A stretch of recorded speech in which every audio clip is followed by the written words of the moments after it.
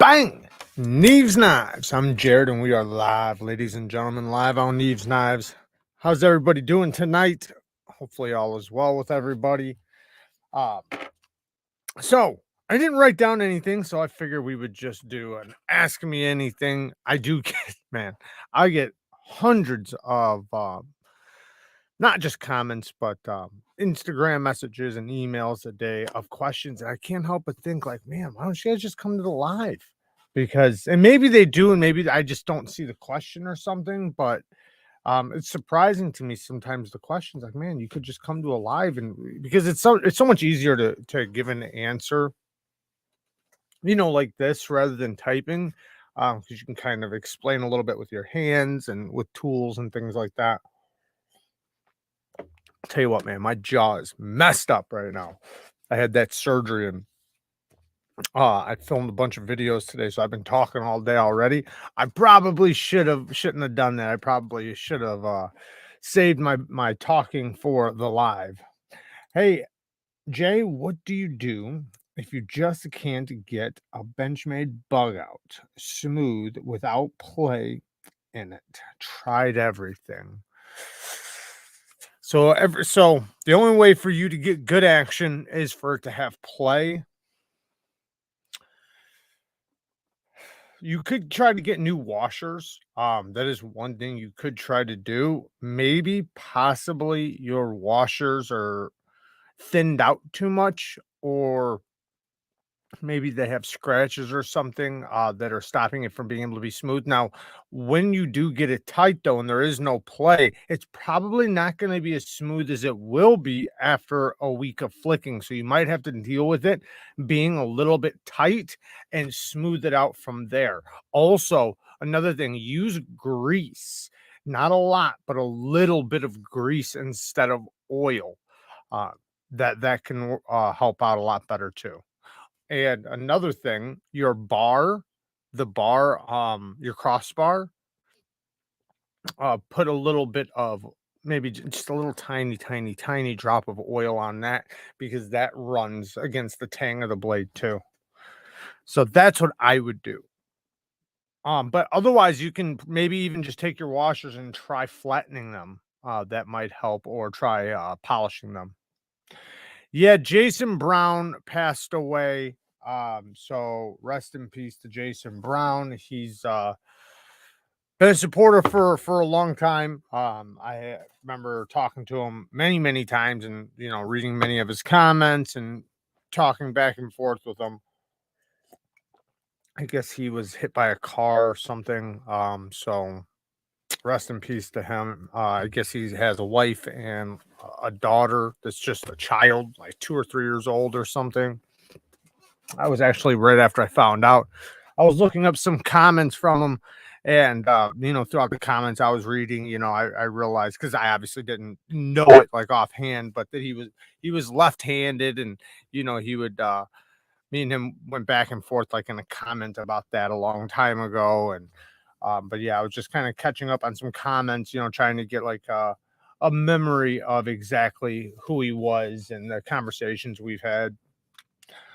What is a good little fidget OTF knife that won't break my budget, but could still cut boxes and is nice to fidget with?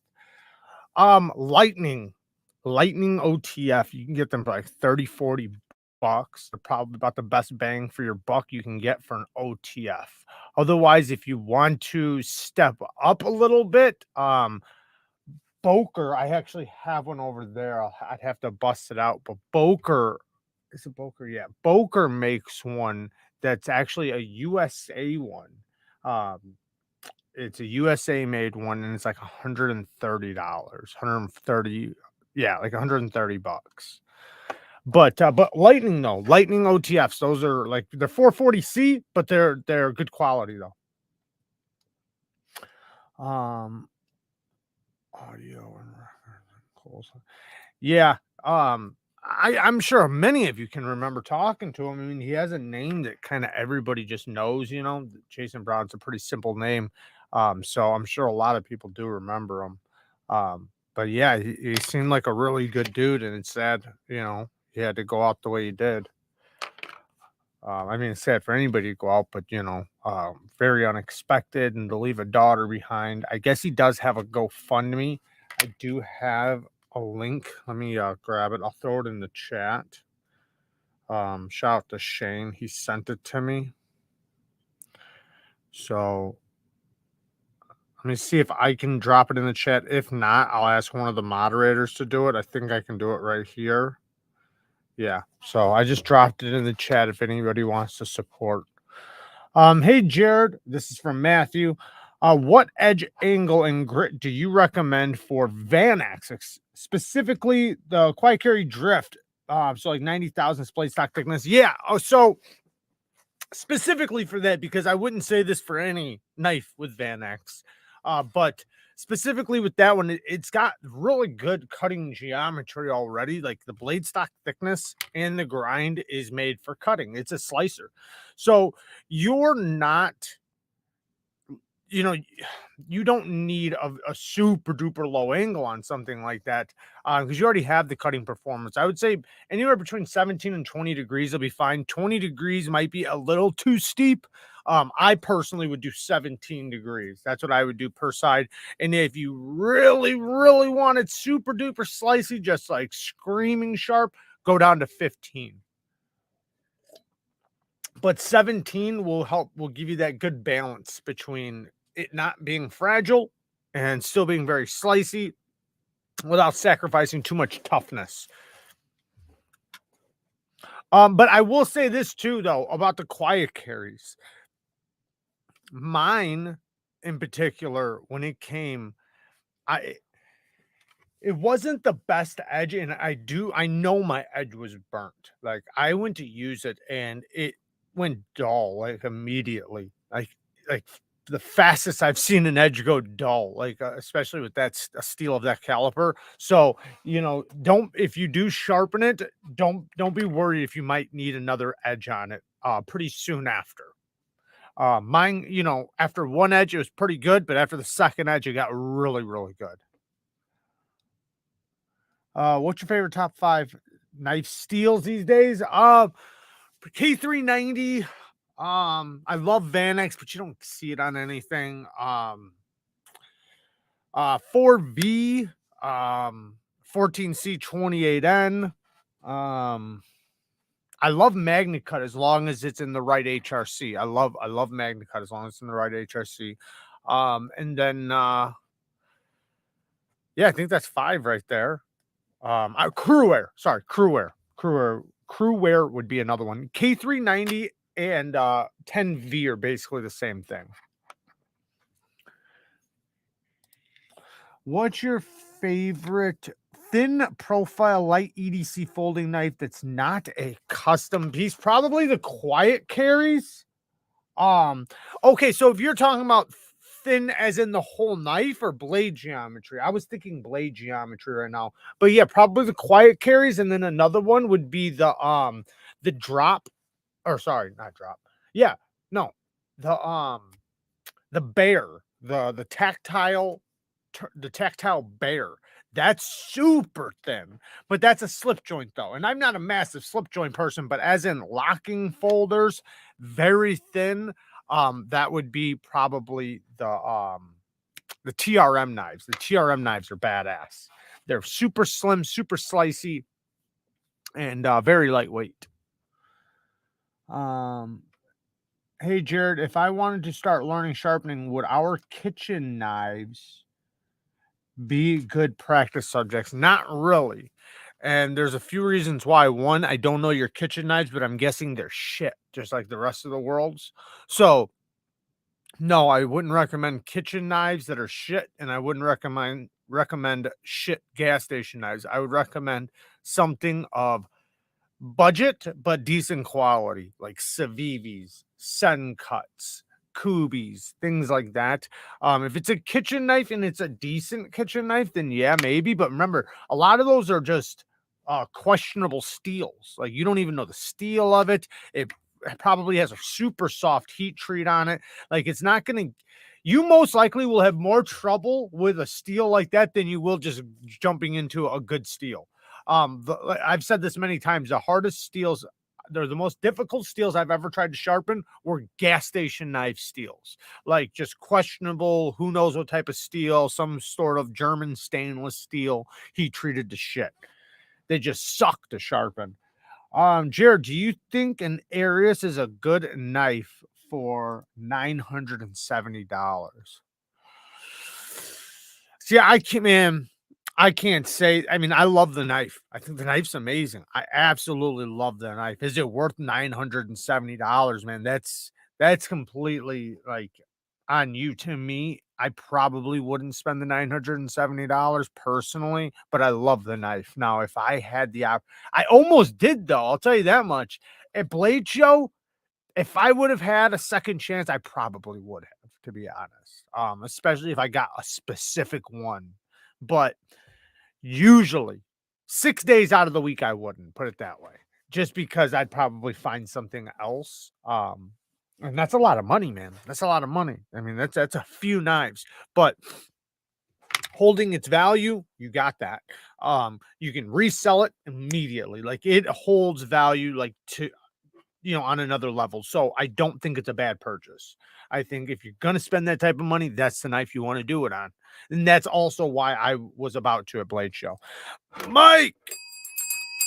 Shout out to Mike Emler with the 2 bones. Stop ignoring my members milestone. Shout out to Mike Emler. He's been a member for, I can't see it on this one, Mike. No. Dennis has been a member for 3 months. We don't know about Mike. Does it say? Oh yeah, Mike's been a member for 3 months as well. Shout out to the Bang Gang squad. We do have a live this Sunday. Shout out to all the members. Maybe we'll give something away. I got a lot of shit I need to give away. So, all right. Yes, and thank you, Fina. I was just about to say that. Yeah, don't forget to check out Mike Elmore. I think he's going live right after this. Alexander says, hey man, since it's an Ask You Anything, I bought a Bear & Sons Rancourt 2 and S35 VN, and I have been seeing online that the consumer knives steel will test as 8CR instead of S35. Any insight? I have not heard that. I don't. So Bear & Sons, as far as I know, are USA. Right, they do very, very budget knives, USA. I have a few that I bought for a video, but I've never really tested any. I had a Balisong that I tested a while back. One broke, and then because I had a trainer and then a regular one, one broke. I did sharpen up the other one, but it wasn't like anything special steel. I don't even remember what steel it was, like D2 or something. Or 440C or something. I'm not even sure. But no, I have no insight on that. I don't even know. Sometimes mistakes can happen in the factories. Now, I would say if it happened more than once on the same model, then either one, they messed up an entire batch, or two, you guys can already imagine what's going on. They're fucking liars. But I've never heard of them being caught lying yet. And I would go back on LTK, Love Them Knives channel, because he's done a lot of the PMI tests, or has had people do the PMI tests where he's tested the steels, and you can research a lot of knives, a lot of knife companies he has had tested. Like, you would be surprised how many he's had tested, and you can find out how their record is, because there's been knives that where 98% of all their knives were good and one was bad. Now that's an accident. They weren't like, it's not like it was a whole batch or anything like that. They, like that's like a mistake. That's different than when you get a company and you get one after another, and they're all just fucking, they're liars, right? They're trying to get one over on you. Jason was one of the first people to welcome me to the community back when Smoky Mountain Knife Works was doing the Guys Talk Knives show. We used to alternate between being the first in the chat. Yeah, man, it's sad. I feel really bad for his daughter, man. You ever try your hand at any sort of carving? Not in a long time, but yeah, back in the day. I used to spend a lot of time at a campground, and this is just like a fun little quick story. Um, I was spending a lot of time at a campground, and there was a period of time where I had to like I was like getting out of town type of thing. I had to ditch town, and so I wound up being there for a couple months, and I spent like a week while I was there. Carving walking sticks to sell. So I was like carving up these walking sticks and then selling them at the shop there. And, just to make a few bucks while I was there. I was doing a bunch of other work and shit, but that was kind of something I wanted to do. Like it was just like a fun thing to do. But I haven't done like a ton. So like I'm not skilled at it in any way. In live sharpening a couple of weeks ago, you were using some DMD diamond stones. What did you end up thinking of them? Thanks for all you do. So the DMD, the one that I have the DMD is the Triway, the DMD Triway. It's pretty good. It's not bad at all. The one problem is the first stone. So normally my plates are just flat diamond, right? These have the grooves, and then the diamonds, are, in the shapes. The first stone, which is the most aggressive, sometimes catches your tip when you're going across it, but it still works just fine. Like, you get used to it and how you can kind of move around. And so it's not a big deal. And there's a lot of other plates out there like that. But I mean, it is very affordable. So, I mean, if you're on a budget, fucking grab it.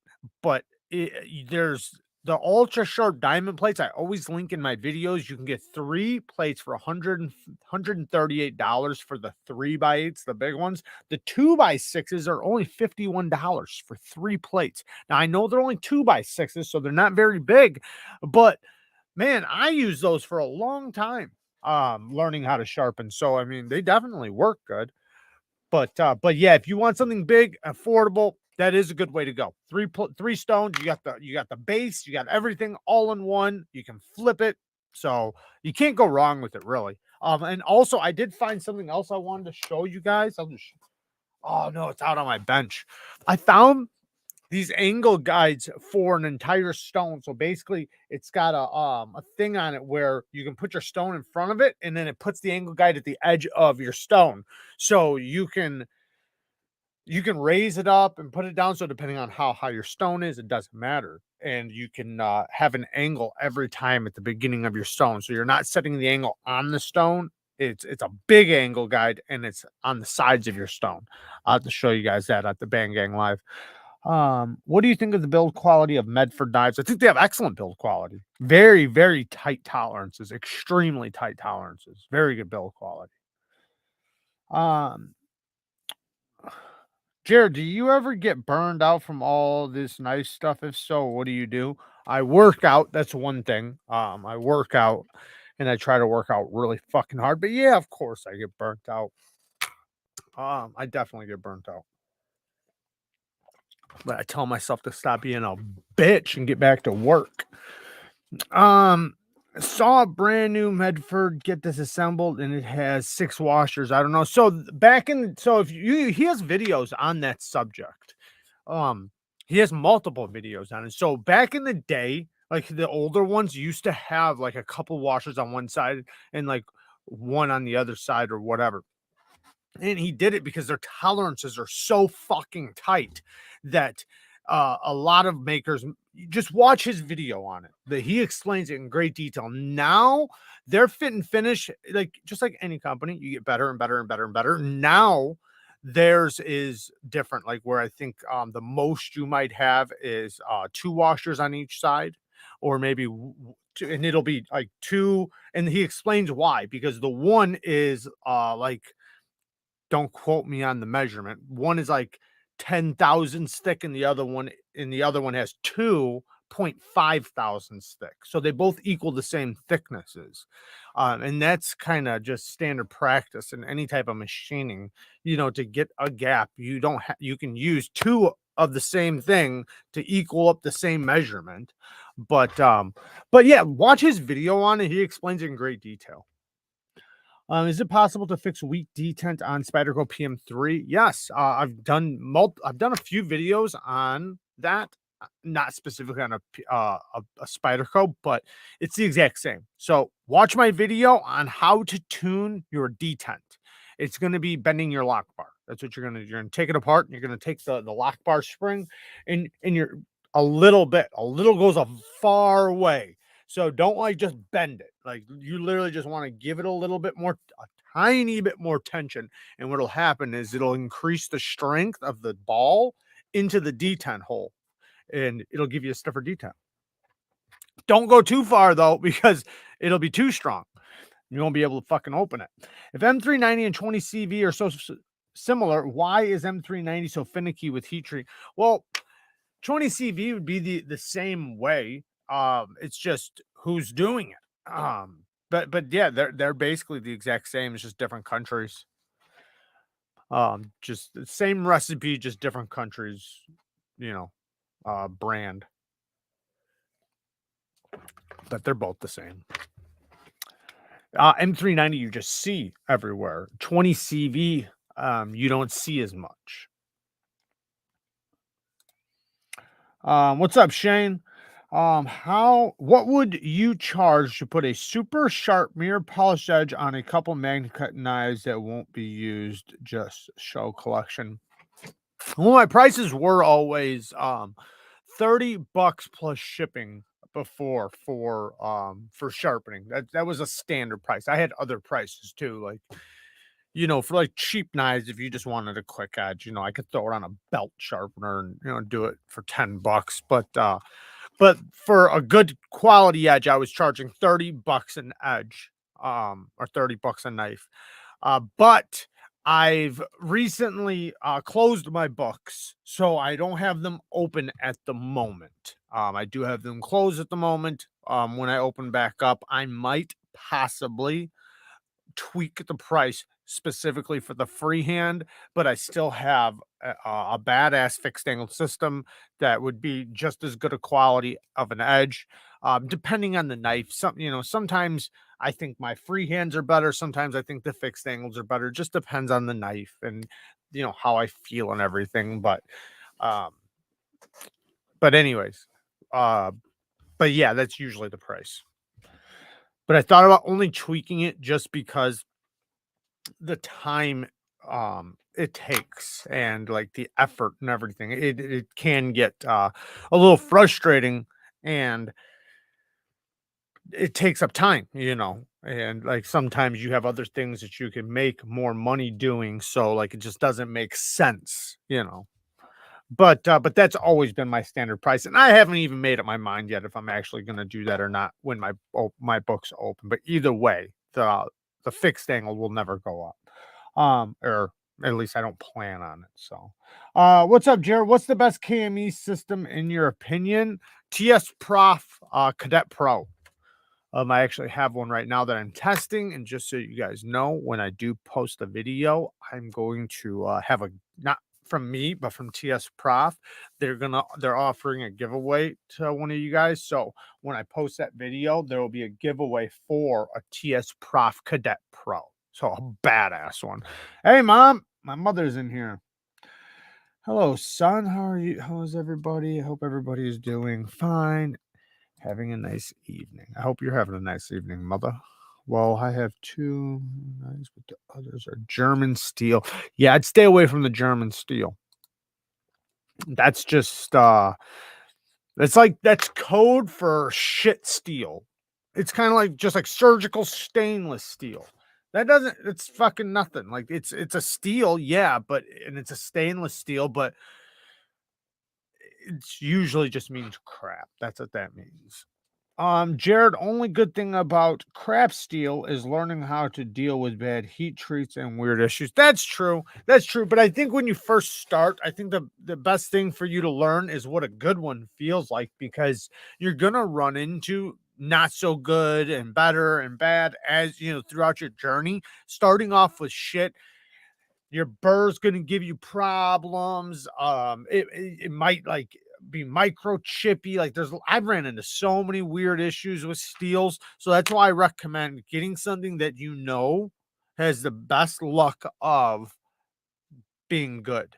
so that you can pretty much guarantee this is a steel that I know that should deburr well. It should be a steel that brings up a burr very well. And that's why I usually recommend Civivi, because they have thin grinds. That's another thing. Don't try to sharpen something that's super thick. Try to sharpen something that's thin geometry, because you won't have to spend as much time on the stone, and you'll be able to create a burr and a bevel much faster. The faster you can do it and the less time you spend on the stone, the less likely you are to fuck it up. So if you can do it, half the time, then you're going to put in a lot less effort and you won't be as fatigued, and you'll be able to see everything that's going on. When you're sitting there, like I made these mistakes. That's why I know. Like, I remember grabbing stuff that was like 40 thousandths behind the edge, trying to sharpen it, and doing like 17 degrees per side when the edge bevel that was on it was like 30 degrees per side. So now I'm spending like an hour and a half just trying to get a bevel.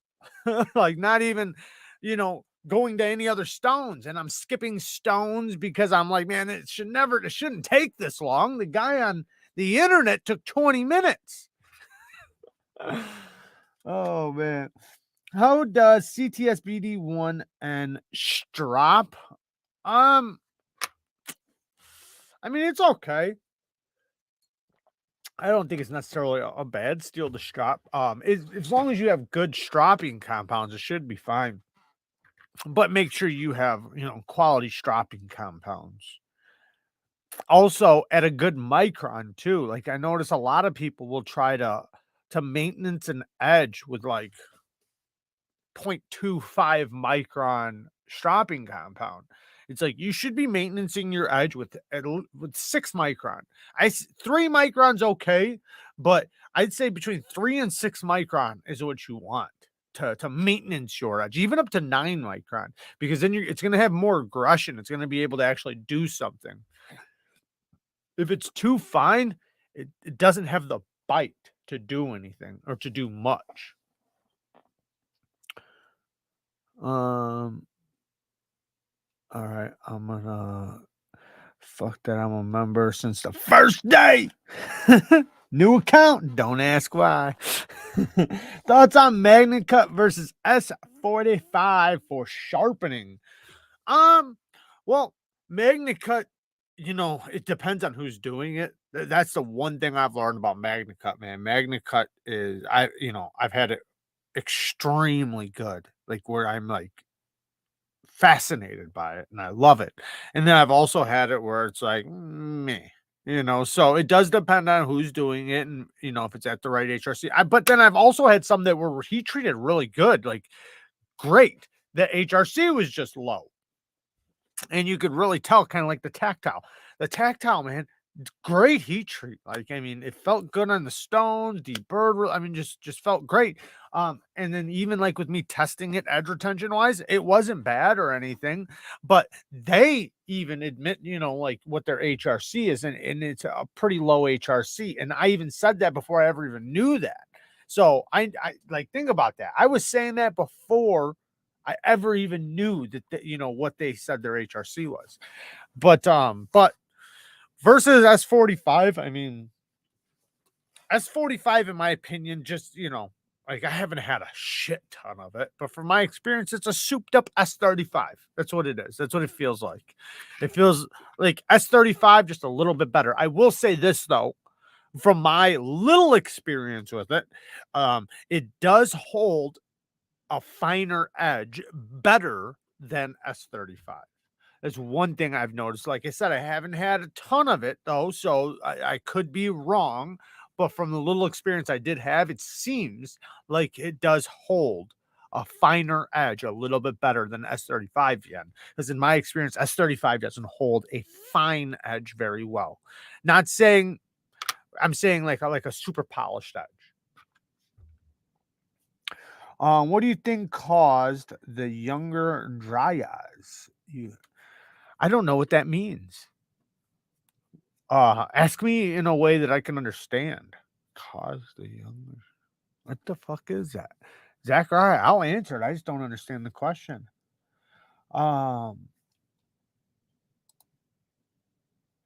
Mike Emler with another 10 bones.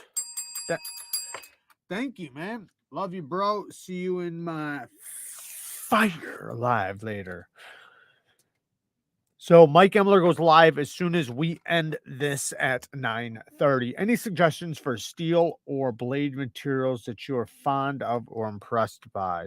I love 14C28N as a budget steel or mid-grade steel. I consider it a mid-grade steel, but it's priced more like a budget steel. K390, love that steel. Crewware, if you want a steel that holds a really good fine edge, Crewware. I'm always fascinated with that stuff. I love 4V. 4V's like that too, man. 4V, man. Holy shit, does it take an incredible fine edge. Same thing with K390. K390 is amazing, but I like a lot of steels. I just like steels, but those ones I'm very impressed by. What's up, JD? Oh shit. Cap just now. Jared, can we get your opinion on the Great Emu War? What is that? The Great Emu War? The Great Emu War? Is this a joke? I'm looking it up now.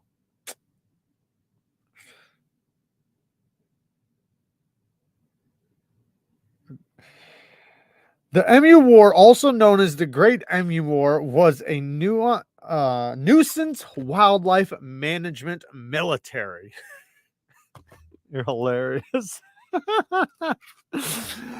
Hey Jared, do you have any thoughts on any of the Wicked Edge systems? I haven't used them. I believe they're USA made. So I love that. I love that about them. I've never used one, so the complaints that I have are speculation, just from looking at it. But I do have like some thoughts when I watch people use it that I'm very concerned with about like using it. Now, whether it's justified, I don't know. I wouldn't know without using it, but I've seen it used a lot, and I know a lot of people love it. So, but I can't really speak on it because I don't have one, and I think anything I would say right now could hurt them, and it might be wrongfully because I haven't used it.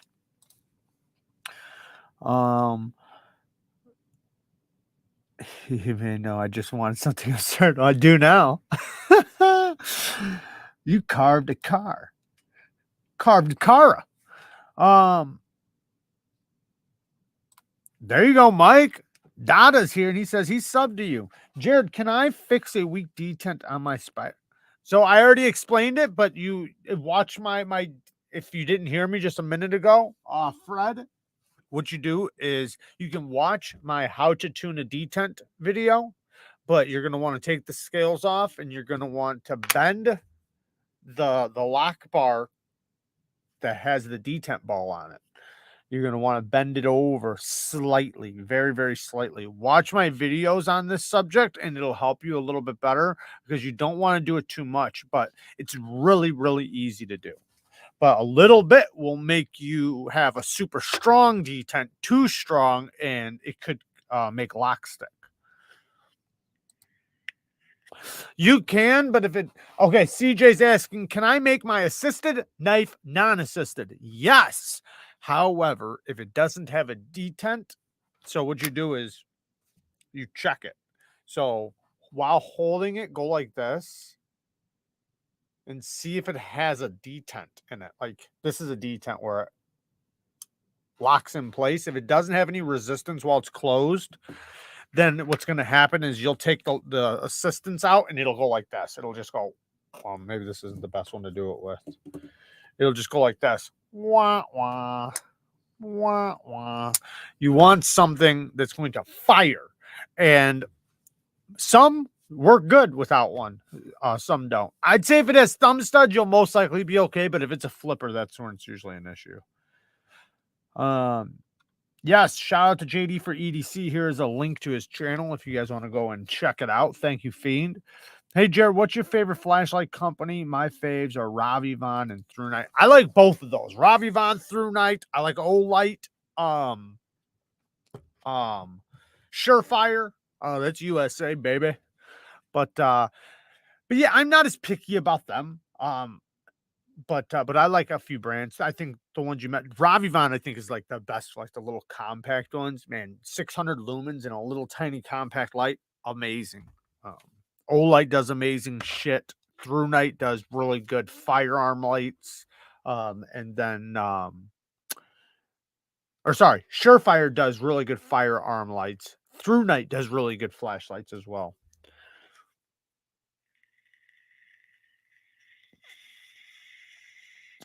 Best steel for cutting off fingers. It's a tough one. Nitro V and 14C28M. They take extremely fine, ridiculously sharp edges. So, in your short today, the second stone you used was of similar grit to the first stone. Can I ask why?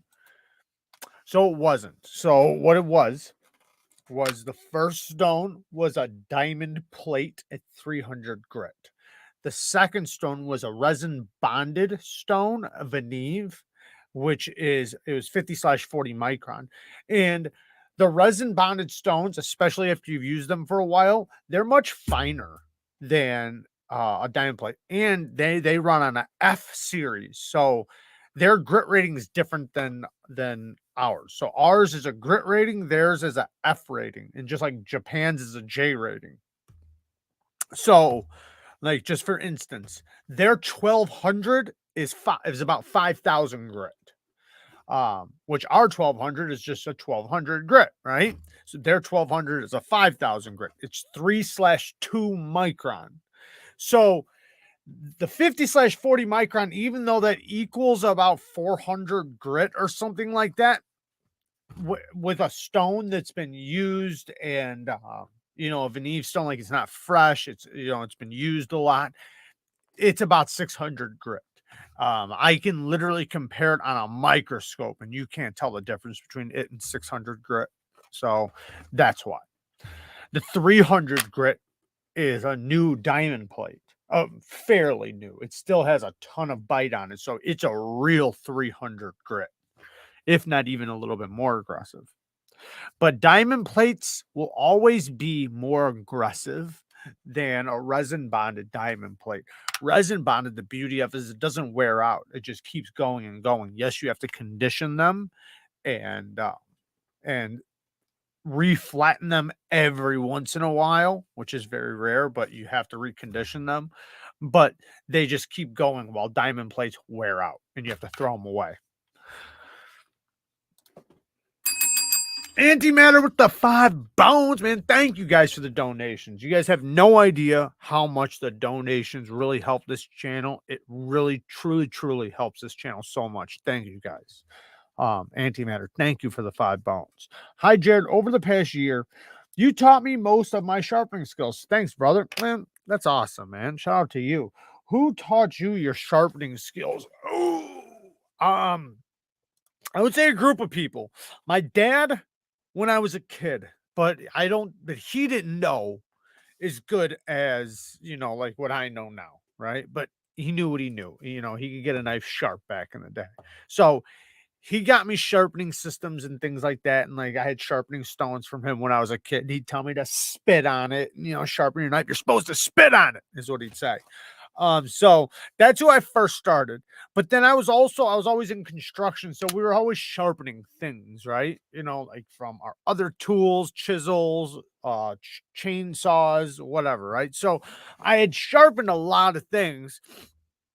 But then when I got into this community, looking back on my sharpening of the knives growing up and everything, I never really, there was times then like it was duller than when I started, like thought this was supposed to get sharper, right? So I definitely didn't have the skills and I knew it and I wanted it. I wanted it. I hated the thought. And because I'm like this, man, I like being self-sufficient. I like knowing things. I'm very much that way. And the thought of if I was in a fucked situation that I couldn't get my knife sharp, even if I had the tools properly, really aggravated me. So I just like just went at it. I watched all the videos I could, Mike Emler's videos. I watched Michael Christie's videos. I watched a ton of people's Rooster. I watched his videos. So many people's videos, and I just kept watching and learning and learning. There was a specific few people though that I paid attention to the most, and that would be like Mike Emler, Rooster, Michael Christie, even a couple other people, and I just did not stop. I didn't stop until I learned, and I just kept going. I never gave up. I wouldn't give up even when I was doing it. It didn't take long to do a decent job. Like now looking at it, it was a shit job. But to me at the time, man, I picked it up pretty quick. Within a couple weeks, I was doing really good. But looking back now, maybe not. But at the time, man, I was doing fucking great. So and that's what it's all about, man. You just pick it up, because once you start getting the muscle memory and everything, it's all downhill from there. Just picking it up and actually understanding. This is the biggest thing too. If you understand what's happening and what you're doing, that will help you out 10 times more than the other parts, because that's the most confusing part when you're on the stone, is understanding exactly what you're looking for and what's a bad sign of this, or you know just things like that. Because I know I don't think I had the best knowledge on grip patterns and things like that when I started sharpening, which also hurt me because I didn't understand exactly how the grip pattern was supposed to go on the edge. Don't know JB, but it has to. Huh. All right, I'm scrolling.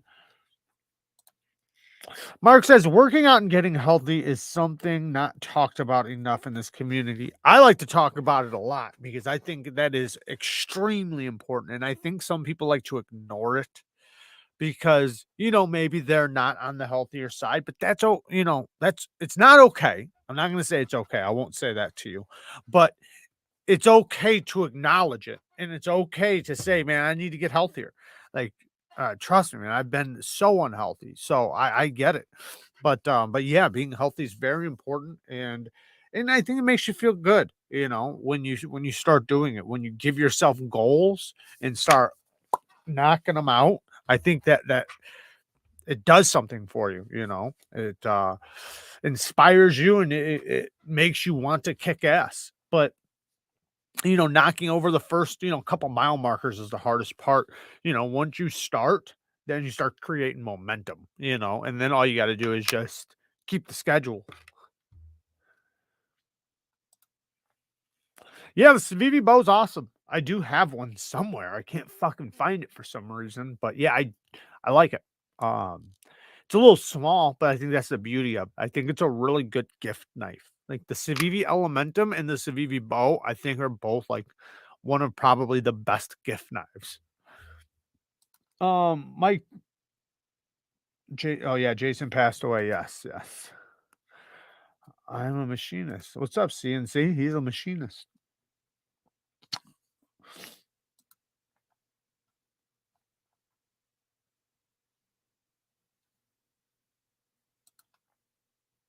Oh, thank you, Fiend. There you go, Fred. There is a video on me tuning a lock bar to get a stronger detent. Knife Sergeant's question is, what gives you the right?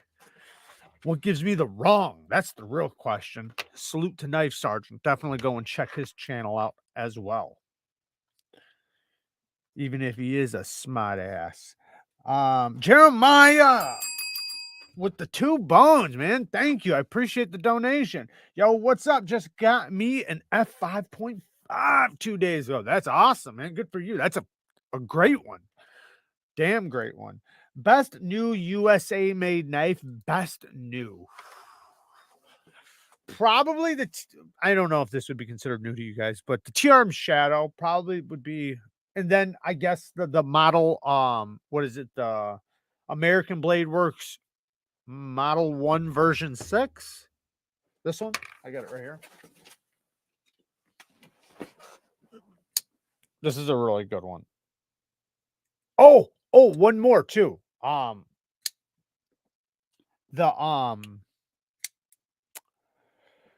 Sig Sauer K320. That's another good USA made one. It's made by Hogue. So that's a good one. So there's 3.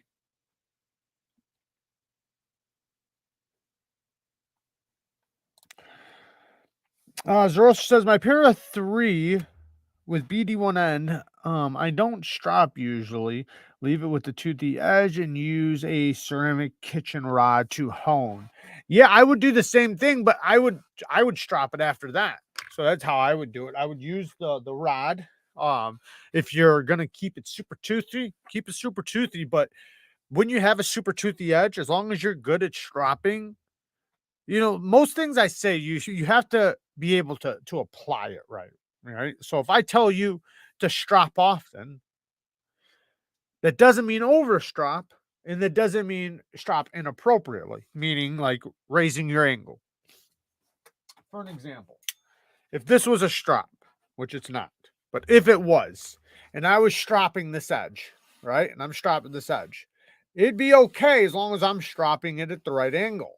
Now, if I suddenly go like this and I'm stropping it like this, that's too high of an angle. I'm making it duller right now. So if I do that too many times, all I'm doing is doing more damage. But if I understand how to lay my angle on there appropriately and I can see my edge bevel and it looks good and I'm stropping it good. If you have a super toothy edge, then you can strop a lot. You can strop it really good because you already have a ton of bite there. So it'll just refine it just a little bit and make sure you're using the right grit. But you can hone it too, but I would strop it after that. I've heard you say, Steven says, I've heard you say 8CR13 MOV is in great steel, but you've also said Spyderco has fantastic heat treats. So does that make the 8CR act like a better steel? No, not necessarily. So this is the thing. Spyderco does use the 8CR. However, it's their Chinese factory that does that because they don't like most of the Spyderco's good shit is going to come from Taiwan, USA, or Japan. So if it's one of their Japanese knives, then yeah, possibly. But if it's one of their Chinese knives, no, not really. It's going to be just like every other HCR for the most part. And HCR, it's just nothing special about it already. So even at, like, say if I told you the best HCR ever, right? This is the best. It's still not going to compete with 440C, right? Most 440C is done very well. Like 440C isn't really a steel that companies fuck up.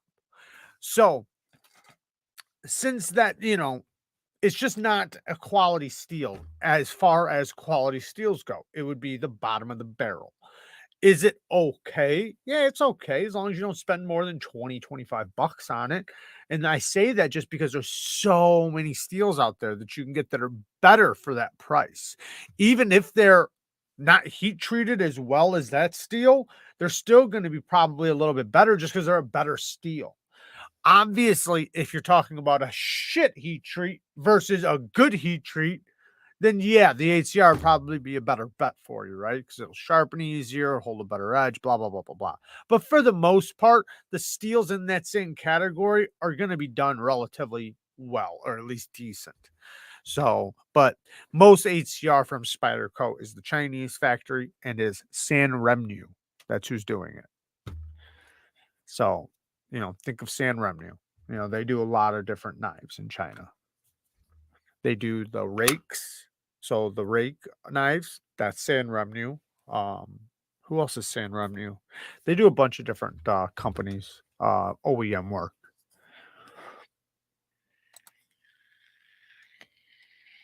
If you had $600 to buy one folding knife, what would it be?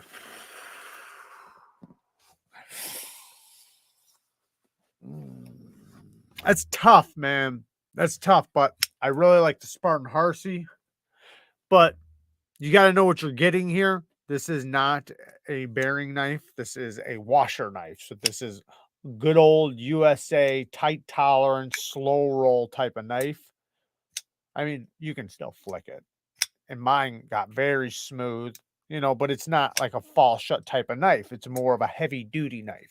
And I got a regrind on it. But this is a beautiful knife to me. USA made. But if not this,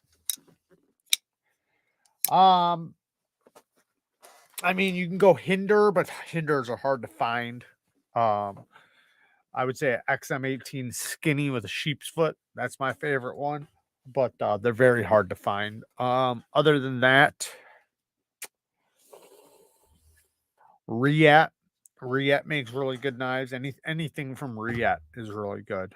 You really can't go wrong with anything from Riat. But I'd probably $600. I'd want something from the USA. Maybe the TRM Shadow Full Titanium.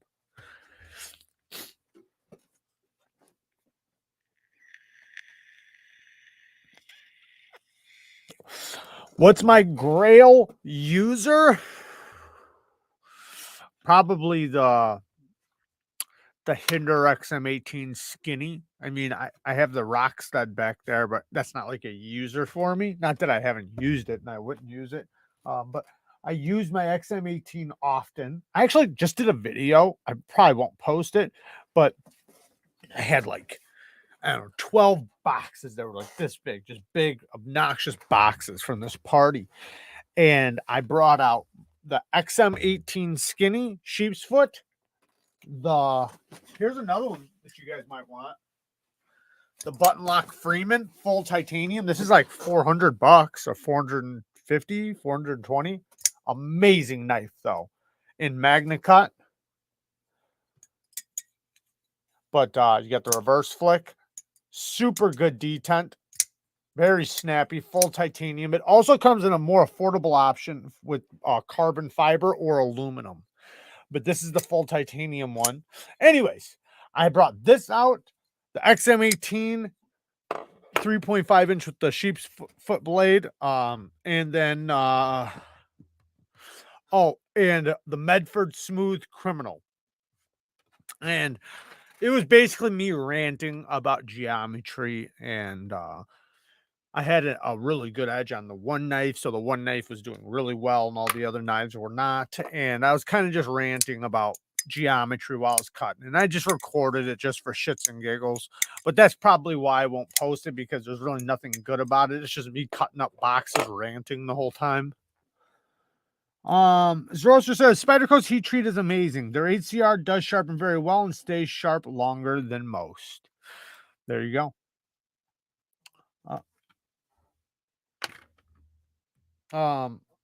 If you're going to compare it to other HCRs, then yeah, it might stay sharp. It's going to, like I said, it's going to be depending on the company. Like their HCR is going to be Sanrenmu's HCR. That's who does their Chinese line, is Sanrenmu. So compared to any Sanrenmu HCR, right? I'm not saying that obviously they might have some other companies that don't care about their heat treats as much, and they might say our HRC, we don't care if it's lower, right? But it's not like they're going to charge that much more for HCR, right? It's not like, like if these guys want a good quality heat treat, they're not just going to give these guys a shit quality, so it's HCR. So it's going to be Sanrenmu's HCR. That if it's the Japanese line, then yeah, I would agree with you. It's probably really, really good for HCR, but that still is not going to be as good as 440C.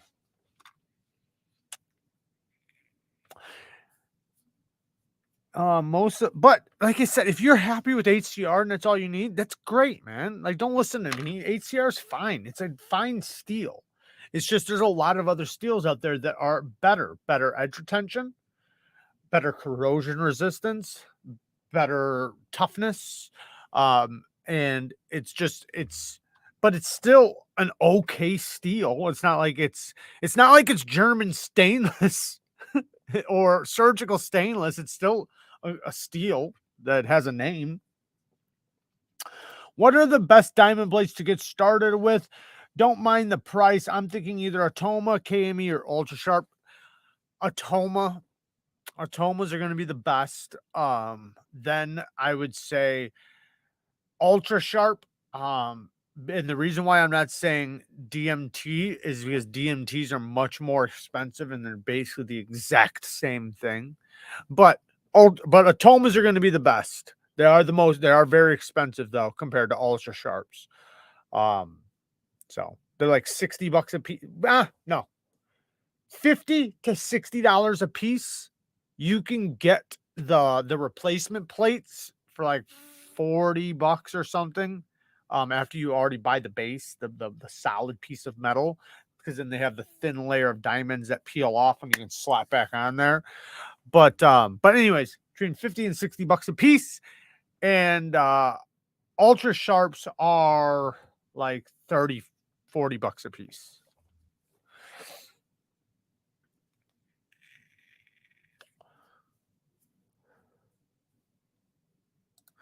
Paying a ton of money on a knife only to not use it is interesting. I wouldn't say that, because I think a lot of people, want a knife just to have it. Like if they already have a knife collection, right? If you have a knife collection, these are my user knives, these knives I beat on, this is my camping knives, this is my outdoors knives, this is the break shit knives.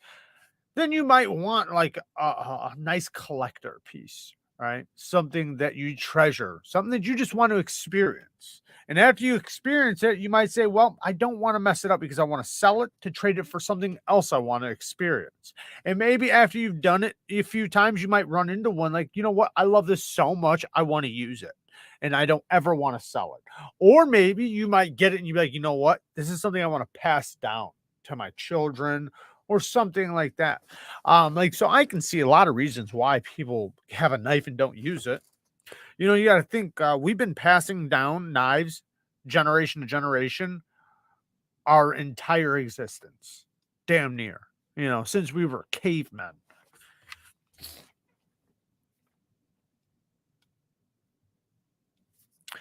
You know who's really good at the Norseman?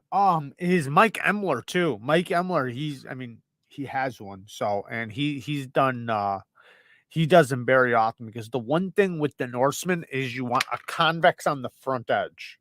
So even if you do a V grind on the recurve, you want a convex on the front part of the edge. I've had some come in where people didn't want the convex, which is fine. You don't have to have the convex, but I'm saying that's how it shows up from the factory.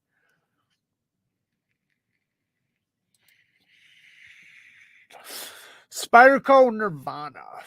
I don't know if have I tried the Nirvana? I don't know if I've tried it.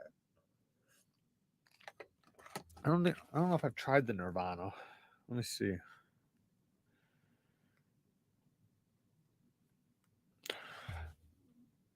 Oh man, no, I haven't tried that, but I want to bad. I love that.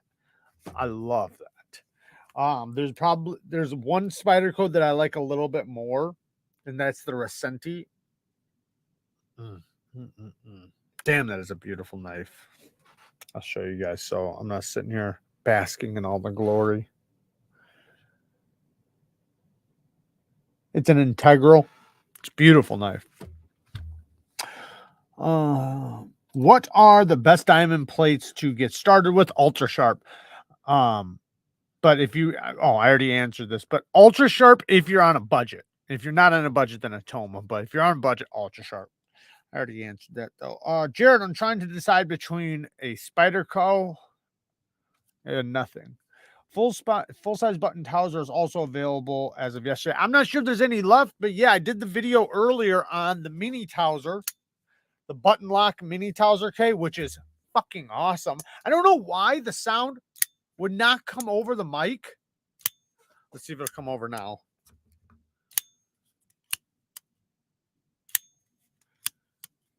Can you guys hear it go ting?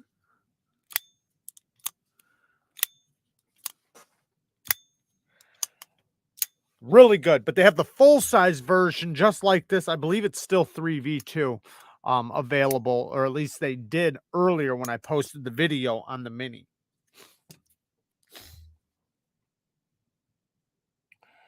I learned to sharpen on a kukri. Would not recommend. As a learning tool. Super thick. That is very true. Yes, that is definitely the exact opposite of what you want to learn on. Yes, he is behind. Okay. Okay. I'll tell you guys what. I'm going to catch up just for the sake of you guys not losing your minds. And you guys can repeat the question if I didn't read it. Jeremiah with the 5 bones. Thank you, man. Yo, what's up, brother? How you doing today? I just got my F5.5 today. 2 days ago, and I love it. Awesome. Hell yeah.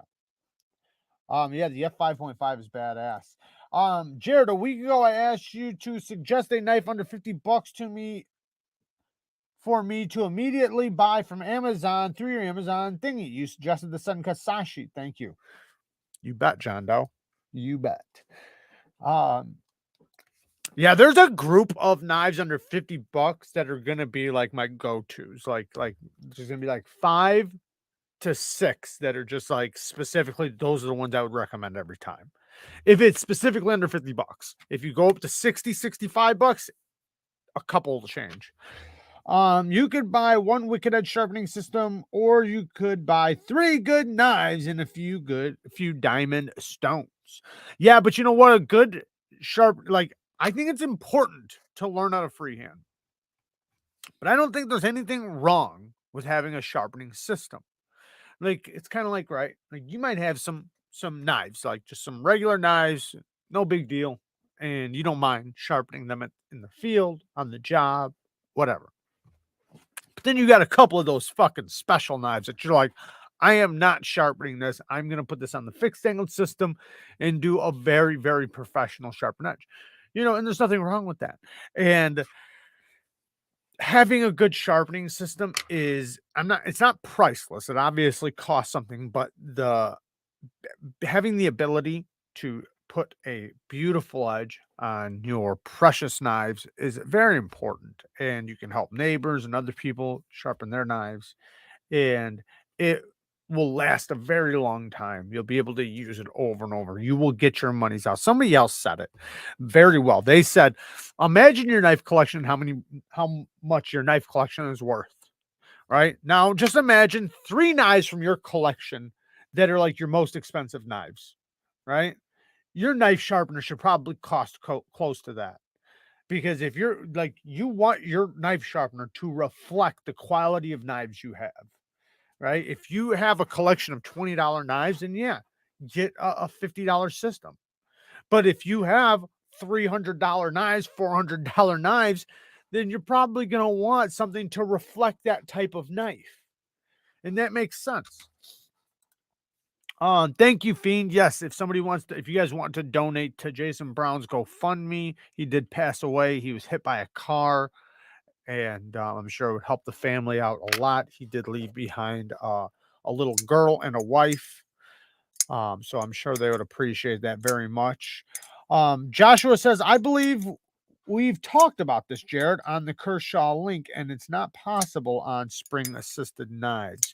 Some spring-assisted knives you can de-assist, not all though. Most you can't. I mean, you can. It's just not gonna work very well. Like you can still open and close it, but it's just not gonna have a detent. The point is, it has to have a detent. There's a couple Kershaws that do it. There's a ZT that works really well de-assisted, but then there's a bunch that just don't. Definitely, Ian. Never be afraid to tell your knife brothers and sisters how much you love and appreciate them. Tomorrow is never promised, and that is a fact. You know, I really thought about that. I'm going to scoot forward, so I'm going to catch up to the chat, guys. If I missed your comment, just repeat it, please. Scotty H with the 5 bones. Thank you, man. I appreciate the donation. Hey, Jared, thanks for the heads up on the Kaiser Towser button lock. You got it, brother. Thank you for the doning. But yeah, I really reflected about that when I was younger, when I lost people, and thinking about, like what I wish I would have said, what I could have said, what I didn't say, the last words I said, all those things. And it made me, my mom always told me, when I was younger, you never know, right? You never know what could happen. So always tell somebody you love them, when you leave. And so I've always, pretty much done that with like my close loved ones, right? But I never really took that in account with friends until I started losing them. And then once I started losing them, it gave me a different perspective. And then I started saying it to all my friends and family, like when I'd leave them, that I love them, and, things like that, because, if something does happen, I want to remember that they knew that I said it or that I meant it. Any good prison love stories? No, I've never been to prison. I've been to jail a bunch of times, but never prison. I'm actually very blessed that I haven't been to prison, because in all reality, I should be in prison right now. But thank God I'm not. And thank God I turned my life around. But no, jail made me straighten my shit up.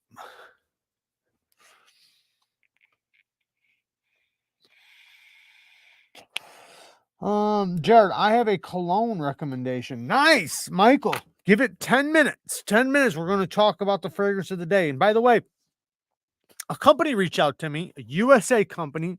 They do beard oils, fragrances, hair bombs, beard stuff. It's a lot of beard stuff, but it's USA made, all USA made shit. They reached out to me to check out the products, and I'm checking them out now. So this weekend, Jim Skelton will be on the live Saturday. Shout out to Jim Skelton. I hope all of you guys make it so that we can turn up on the day Jim Skelton, an icon in the knife community. So hopefully you guys will be able to be here. And I think I'm going to talk about one of their fragrances or one of their things. I've just kind of gave a good sniff and checked out some. I haven't tried anything yet though, so I'm going to try them out over the next couple days. But anyways, we'll get to fragrance of the day here in just a second. Jared, have you experienced oxidation on the parts of your TS Prof system? I have a Cadet and it is riddled with oxidation patches on most of its parts.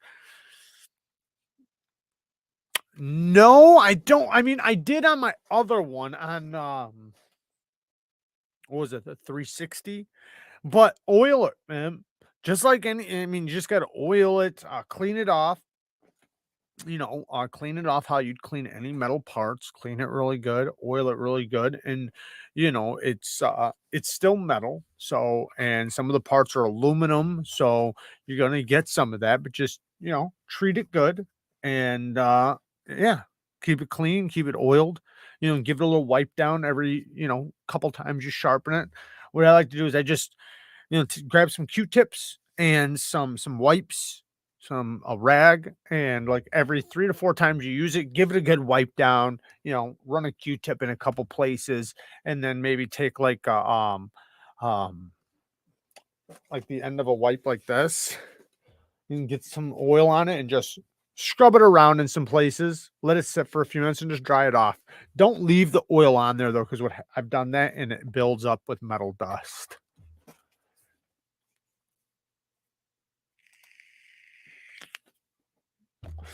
I've just picked up my second Medford 187. Nice. Is N690 any good? Is it better than 440C? I wouldn't say it's better. 440C is going to be equivalent to 9CR 18 MOV.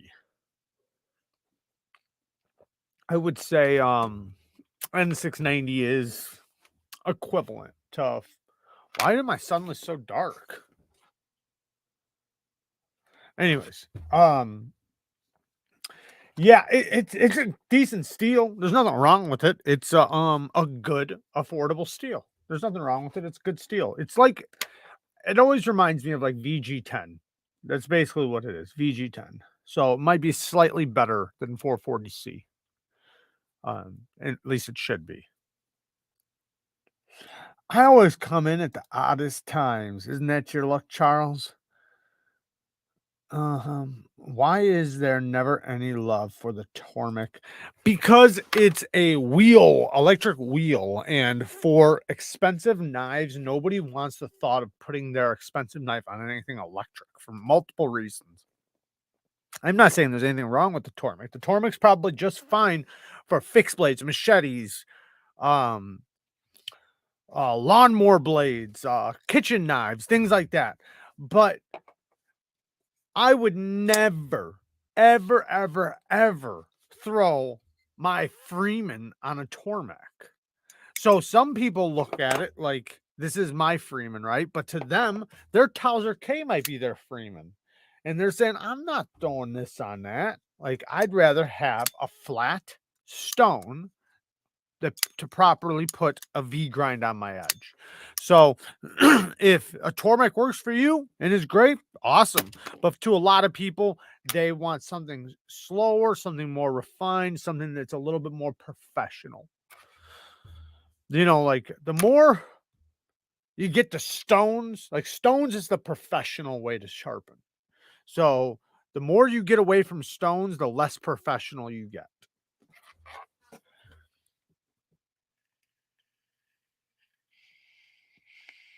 Any thought on Spectacles Factory seconds? I I never had a problem. I mean, I've only got one right now, but it's great. Like it's like really good. I can't even find anything wrong with it. The one thing I thought was wrong with it was the way they indicate that it's a factory second. So there's nothing wrong with the one I have, to my knowledge. Hey Jared, never heard the full story about jail. If you don't want to discuss, I don't give a shit. I've discussed it many times. I don't have no problem discussing it. But it's not. I haven't been to jail just once, so I've been to jail many times. So different reasons for different times. Just depends on which time. I did a lot of running from the cops for a long time. Had a lot of warrants. So I've got lots of stories running from them in multiple different ways. I've you know, been arrested for lots of different things, anything from paraphernalia to burglary to all different types of shit. I've been arrested for all different kinds of reasons. Um, but if you guys ever want a particular story, I have no problem telling it. I'm an open book for sure. Exactly, Shane. He would donate to any of us if we needed it. Yeah, I agree. That's why I think it's good to support him. I know after this, I'm gonna donate to his GoFundMe for sure. I appreciate him supporting me, and you know, um, watching my videos and chatting in the comments and things like that. So I know he's been around for quite some time. Hit me with the WD-40. There you go. Spray down with some good old WD. Why can't I get your Why can't I get your products in BC, Canada? I don't know what that means. What's BC? Huh. I would say just go. I'm sure there's specific dealers. Is somebody in Canada here? Can somebody help him out? I'm sure there's specific places that are in Canada that sell the knives that I have on my channel, but I know some companies don't mail to Canada, and so it just depends. But I do know though, you guys have some knife dealers over there because there's other channels that are actually in Canada, like Canadian Knife Guy. He's is that how you say his name? He's in Canada, obviously. Who else is in um what the hell's his name? Is in Canada too.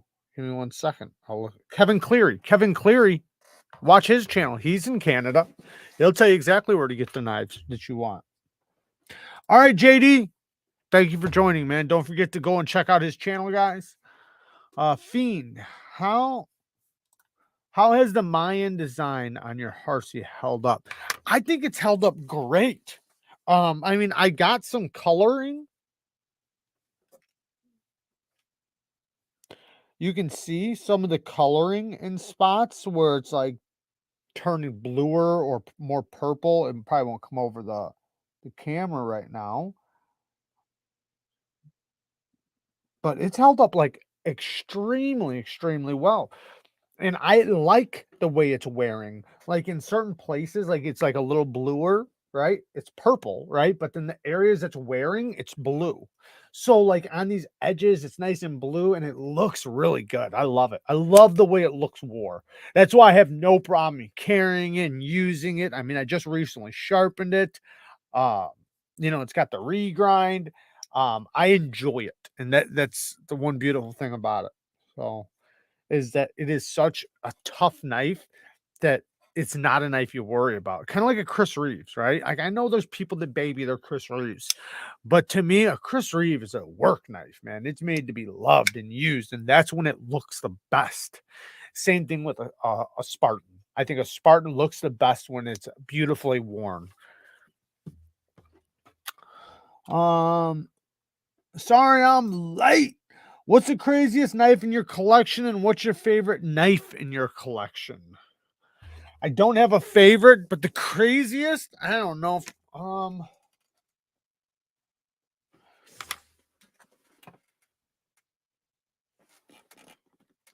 I don't know what you would consider crazy, but this thing's pretty crazy. The Raven lock. So it's got a detent right here. Right. And then it swings out, but it's on like, there's like 8 different places you can lock it. So I can lock it right there and now it's stuck. So I can click it and I can lock it right here. Now it's stuck and it's solid. It's got a double hollow and then you can flick it shut. So you can go like this, go wham, flick it, and then lock it. But that's pretty weird, I guess.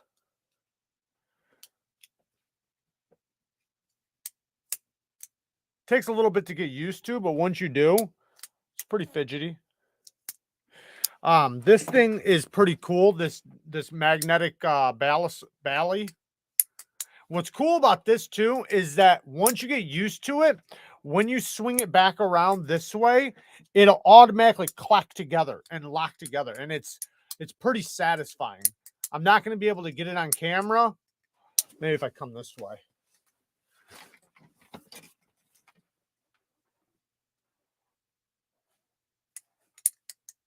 Watch how it closes right there.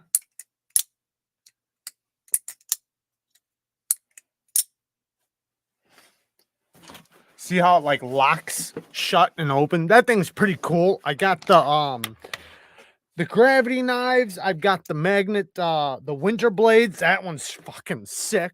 I've got both gravity knives because I also have the Warlock. That's pretty sick. But I'd say those ones are pretty interesting. I'm gonna do a video on my most interesting knives and probably pull out, because I do have a couple other ones that I'm sure I'm not thinking about that I could pull out. I always forget some. Don't know if you saw my last comment. What's your favorite light company? I did see it. I did answer. I said that same Robbie Von, through Night, Olight, and probably Surefire. Shane Gables with the 5 bones. I will be raffling off a knife donated by TRM with every penny going to Jason Brown's wife and daughter. Very nice. If you thank you for the donation, Shane. So if you guys heard that, Shane is going to be raffling off a knife from TRM with every penny going to Jason Brown's wife and daughter. Just got a buck 263 Highline. First D2 steel knife. Like it so far as a budget poor bow and knife. Well, Buck does really good heat treats. Buck is going to be one of the better heat treats in the knife community. TS Prof did have a conversation with me about it, and they have been very concerned and helpful. But given their current situation in their country, it is taking some time for them to help me out fully. Yeah, I'm sure that can be difficult. JD, I thought it was Jody. JD says, does it bother you that Chinese knives have higher quality standards than US makers? Yes. Yes, it does. But I wouldn't say that so Chinese does 80% of the knives in the world, right? So seeing that they have 80% knives, they're going to have a majority. So that's a fact. They have the majority of the knives. So, of course, you're going to see a lot more quality knives than you will from the US. But US has shit knives, so does China. They both have shit knives. The US, in my opinion, have the best quality knives. When you start talking about the Koenigs, the Sharp by Design, and tons of other motherfuckers, right? They are the best. They really are. They're the best. However, when you talk about the majority, when you start talking about the budget range, when you start talking about the mid-grade knives, yes, of course they're going to take it. They can do it more affordably and many, many more. So, and yes, that does bother me quite a bit. I would love to see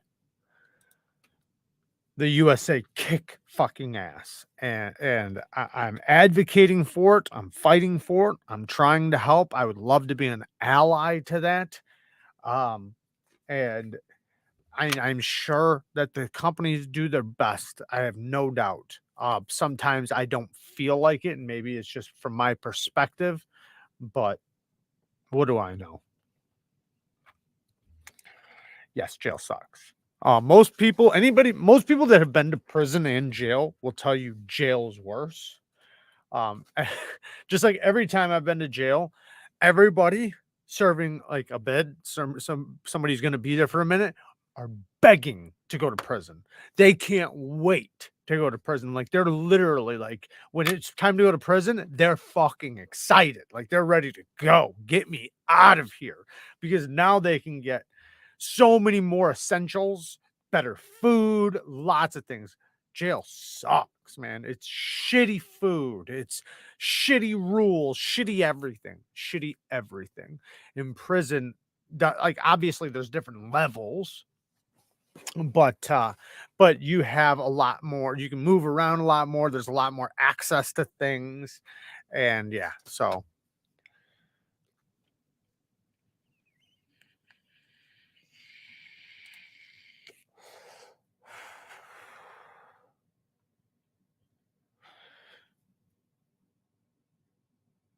I think he's talking about your knife sale or knife links. Oh, if he was talking about my knife sale, the reason why, okay, so the reason why I wouldn't sell to Canada, it's not that I haven't sent stuff to Canada. I'm going down to the top to the last comment. So if I missed your comment, just you might have to re-enter it. We're about to go into fragrance of the day, but I don't mail normally to Canada because they have such issues with sending stuff over there, and the cost is a lot more. The reason why the knives, it's not my knives, right? They're not my knives I just recently sold. They're somebody else's. In order to ship to wherever, it costs a lot more. Shipping here in the US, it's a standard price. So if I say prices include shipping, I already know the price I'm deducting. If I say that, I can't say that for overseas. Now the knife you might buy, it might cost more to ship it to you. So that's the reason why. Now, as far as I know, with Canadian knives, you just have to lock down the pivot. If you lock down the pivot all the way, it should be pretty good to go across, but it does depend, if that was the question. And okay, cologne time. Yes, cologne time. Now, what was your cologne, Michael? Did you already say it? If you did, if you didn't, if you already said it, say it again so I don't have to look for it. Yes, I did the video on the Towser K. I already did the video. See, where are you, Chase? Where the fuck are you, Chase? We got the first impressions that was posted earlier. You should definitely watch it. And hit the like button when you do. Okay. Oh, really? Which one? Hold on, I'll grab it. Hang on.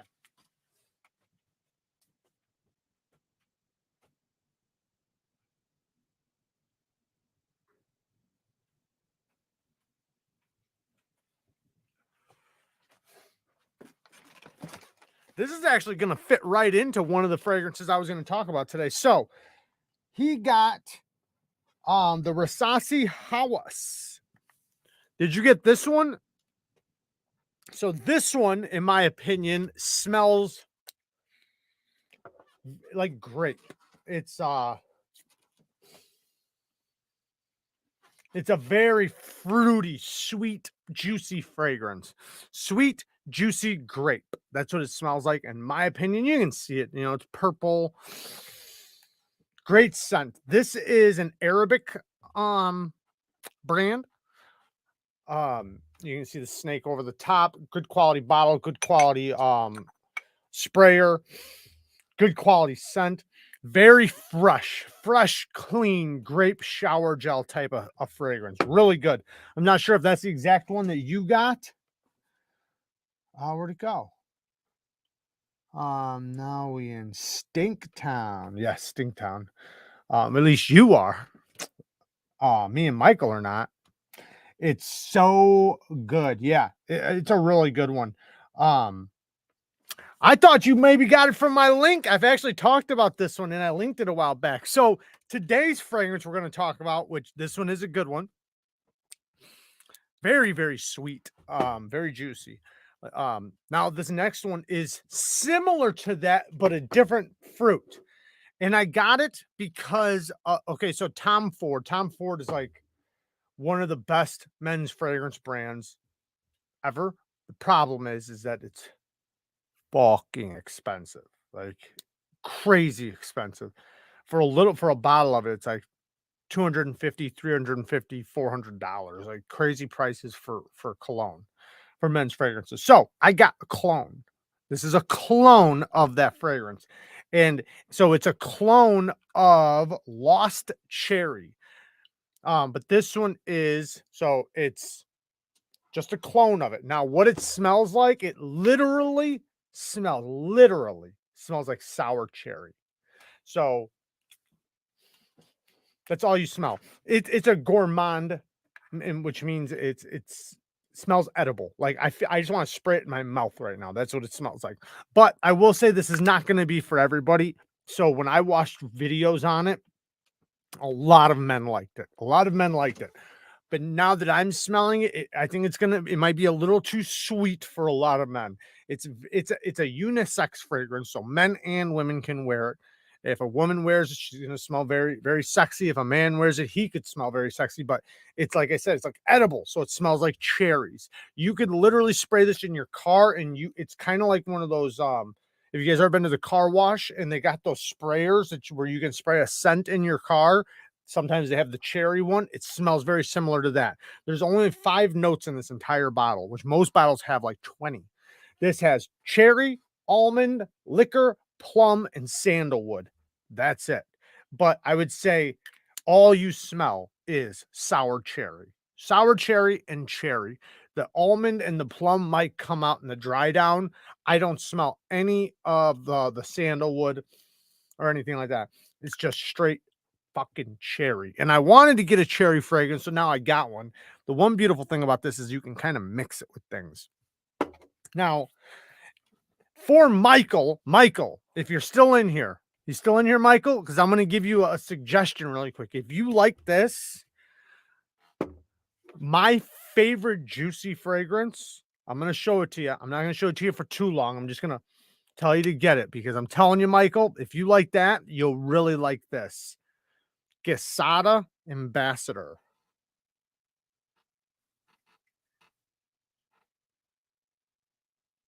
Quesada Ambassador. It's got a magnetic top, and this is a mango note or mango fragrance. It's juicy, boozy. It literally smells like sweet, juicy booze. It's not in like a you're gonna get pulled over and get a ticket kind of way, but it's so juicy it makes my mouth water. Very good men's fragrance right there. But anyways, the one I'm wearing today is somewhat of another knockoff. This is Club de Nuit. I don't even know how to pronounce it. Club de Nuit, Intense Man, and this is a knockoff of. You see it? It looks like a crazy bottle, but it's a very, very masculine fragrance. This is a knockoff of Creed Avantis, which is a very expensive, like 340 bucks for a bottle of it, but it smells identical to it. I have some of the Creed Avantis, a little tester bottle. I can't tell the difference between them. Some people say that the Creed Avantis is smoother, but it's the fucking same. I would say you're dumb if you buy the $340 bottle when you can get this for like 30 bucks. And this smells like, I'll just give you the note breakdown because this is what I'm wearing literally right now. It's a very masculine fragrance. This is not going to be a fruity one, even though it has fruits in it. The main notes are pineapple and lemon. That's basically what it smells like, but not pineapple like candy, like a real pineapple. Think about a pineapple before you ever cut it, smelling it. That's what it smells like. It smells like that with a little citrus on it. But that fragrance, though, for some reason, it can be a very attractive fragrance. Like Carol fucking loves this stuff. Every time I spray this, Carol's like, "What are you wearing?" And she starts smelling me, and she loves it for some reason. Like loves it. A lot of women actually like it. Some say men like it more than the women. That is a thing that's said about Creed Avantis. But I would say it's a really good masculine fragrance. But it's lemon, pineapple, bergamot, black currant, apple, birch, jasmine, rose, musk, patchouli, and vanilla. But I would say the only two fragrances I think you really smell from this is the pineapple and lemon. In a, like I said, not in a, way, like in a citrus plant kind of way. Anyways, um, but both of them are linked down in the description. I did not link the Gasada, but that will be in my top 10 video though. What do you know about Azaro, the most wanted? I see it on Amazon. I have it. I got everything, man. It's very spicy. It's like it's you know what it is? I'll tell you it's exact if you know Spice Bomb, it's just like Spice Bomb. So if you know Spice Bomb, it's literally the exact same, damn near. They're very similar.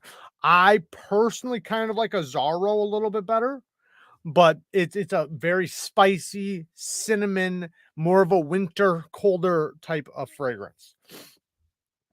And somebody asked me before why some fragrances are better for summers, some are better for winters.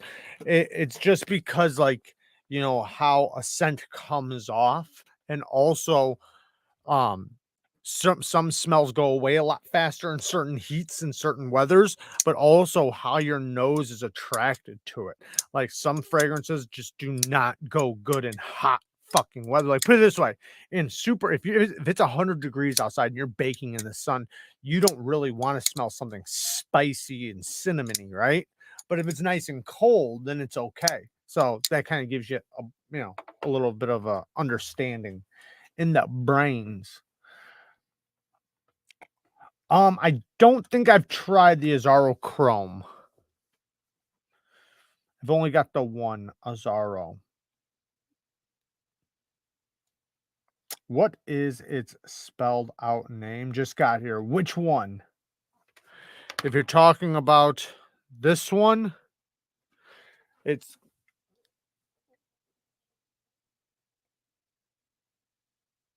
if that's the one you're talking about.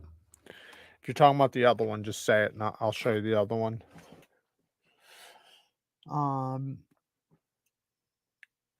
I love bath fizz bombs. Do you? They work awesome on my rough feet. I don't really try them. But I wouldn't doubt it though. Um, Ryan with the 5 bones. Hey Jared, could you answer TBS Shark's question real quick? Can he add under 3-inch blade 2 TBS? Thank you for the donation, Ryan. I appreciate it. And I'm sure TBS appreciates it too. You gotta find it though. You might have to ask it again. 200-ish. I'm guessing he's asking about a knife in the $200 range. That's what I'm guessing. Okay. A user knife in the $200 range.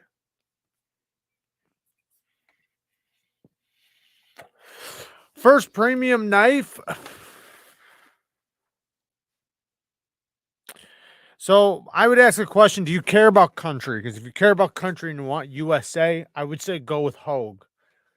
Go with Hogue. Hogue will get you a great bang for your buck. Or yeah, go with Hogue or Spyderco. That's the best way to go. Actually, I would say Spyderco first, then Hogue.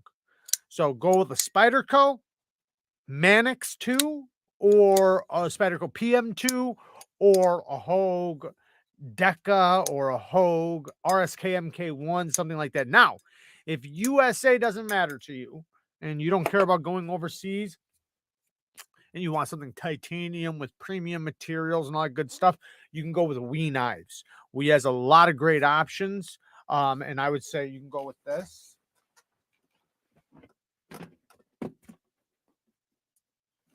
This is under $200. The WE Sakshi. It comes in different. You can get the wood. You can get the carbon fiber. This one's the G10. It has titanium liners, a steel lock bar insert, multiple deployments. It's not too big, not too small. Great knife. And with the wood looks really good with it. It looks like, you know, like a very good gentleman knife, but it's still a super snappy, great action knife. Reversible. Oh no, not reversible. I was say a reversible clip, but it's not. But anything from WE, I think, is great. You really can't go wrong with anything from WE Knives. The WE Subjugator. Oh no, that's $250. Sorry. The WE Beacon, I think that's $200 even. I think. Why you do so much coke? I actually don't. Not anymore. But great question though. Why, you got any? Jared, I doubt you have ever heard of it, but my aunt brought me a cologne from Cuba. One time shaped like a bundle of cigars, it had a old school aftershave smell. Well, see, back in the day, even now, like a lot of bottles come in different shapes and things and different sizes. Like my grandfather, um, used to, when he was alive, collected colognes, and he had ones in like cars and different figures and different things. So it's a very collectible thing. And they only get better with age too. And some of them change their recipes too, and you don't even know it. But this is another good premium knife, American Blade Works. TRM is another great one to go with. If you want to go USA made, you can get this for like $300. Titanium, S35, but I think he does different steels now too. It is a frame lock. Really good knife though. This is a solid one for anybody wanting a premium knife for their first knife, especially if they don't want to break the bank and they want USA with premium materials. This is the American Blade Works Model 1 version 6. There's different, just go to American Blade Works. You can go through his knives. He has tons of knives. I personally like the frame locks better than the liners. Cocaine is a hell of a drug. Needs Knives been asking about your view on Weir knives. I don't really know them very much.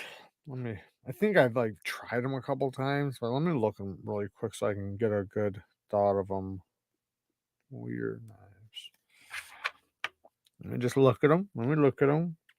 Because I can't even mentally think of one. Oh, yeah, no, I have tried these, but it's been a long time.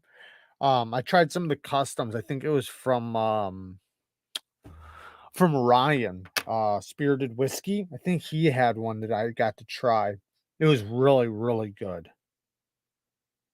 If I'm remembering correctly. So yeah, really good knives. But those are customs though. Thoughts on ceramic pocket knives? I would stay away. I mean, if you don't give a shit and you just don't want to sharpen your knife, and after it goes dull, you'll just throw it away, then yeah, cool. But you can't do anything tough with it. It's gonna break. It will chip, and when it goes dull, it will be very, very difficult to sharpen. So I think I could sharpen it without no problem, but most people are not going to be able to sharpen it. So I would say if you want to be able to resharpen your knife and have your knife last for a long time, then stay away from ceramics. Ceramics only cool if you're willing to throw it away. They say 80% of the Coke in America is cut with cow dewormer. I don't know about that. I wouldn't believe everything you hear, but yeah.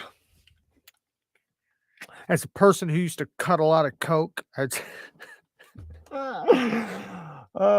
Bed and Baldy Works Noir is my favorite cologne. Bed and Body Works Noir. I haven't had any Noir, but I have heard that it's really good stuff. I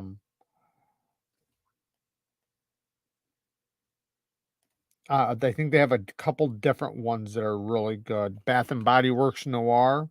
I haven't tried any of their fragrances, but I think they have some like I think it's Noir. Yeah, Simply Noir is a knockoff brand. So if you go to it's Alt fragrances, they make clones of the best fragrances. They're not like perfect, but I heard they're like 90% good. So if you don't want to spend 90 bucks on a cologne and you want a certain fragrance, you can spend like 30, 40 bucks on a fragrance and get the same thing basically without all the tax on it.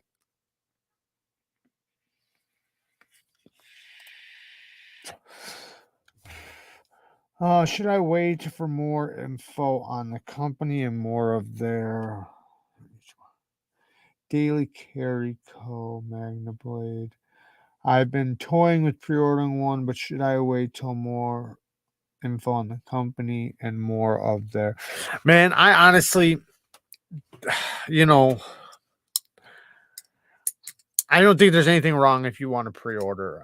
If you want to pre-order, I mean, he's not the one doing the business, it's the company. So, I mean, he is, so it's his knife. So I guess that's not true. So let me take that back. You're relying on the OEM for 90% of the effort. So I don't know the guy, so I can't speak to his credibility or anything. I know there's been a little bit of wishy-washiness when it comes to the pre-order and the prices and things like that. I think, it probably was a little overpriced. He had to back it up a bit and lower the price. And now I do think it's a very reasonable price. So I do think that like if I was going to pre-order, I think it's at the price that I personally would be happy with it at. So I think before it was a little too much, but now it's definitely a lot better price. So I think if it's your style knife, I think go for it. But I can't speak to like his personal credibility or anything like that. I don't know him personally, so I can only speak on the knife that I tried.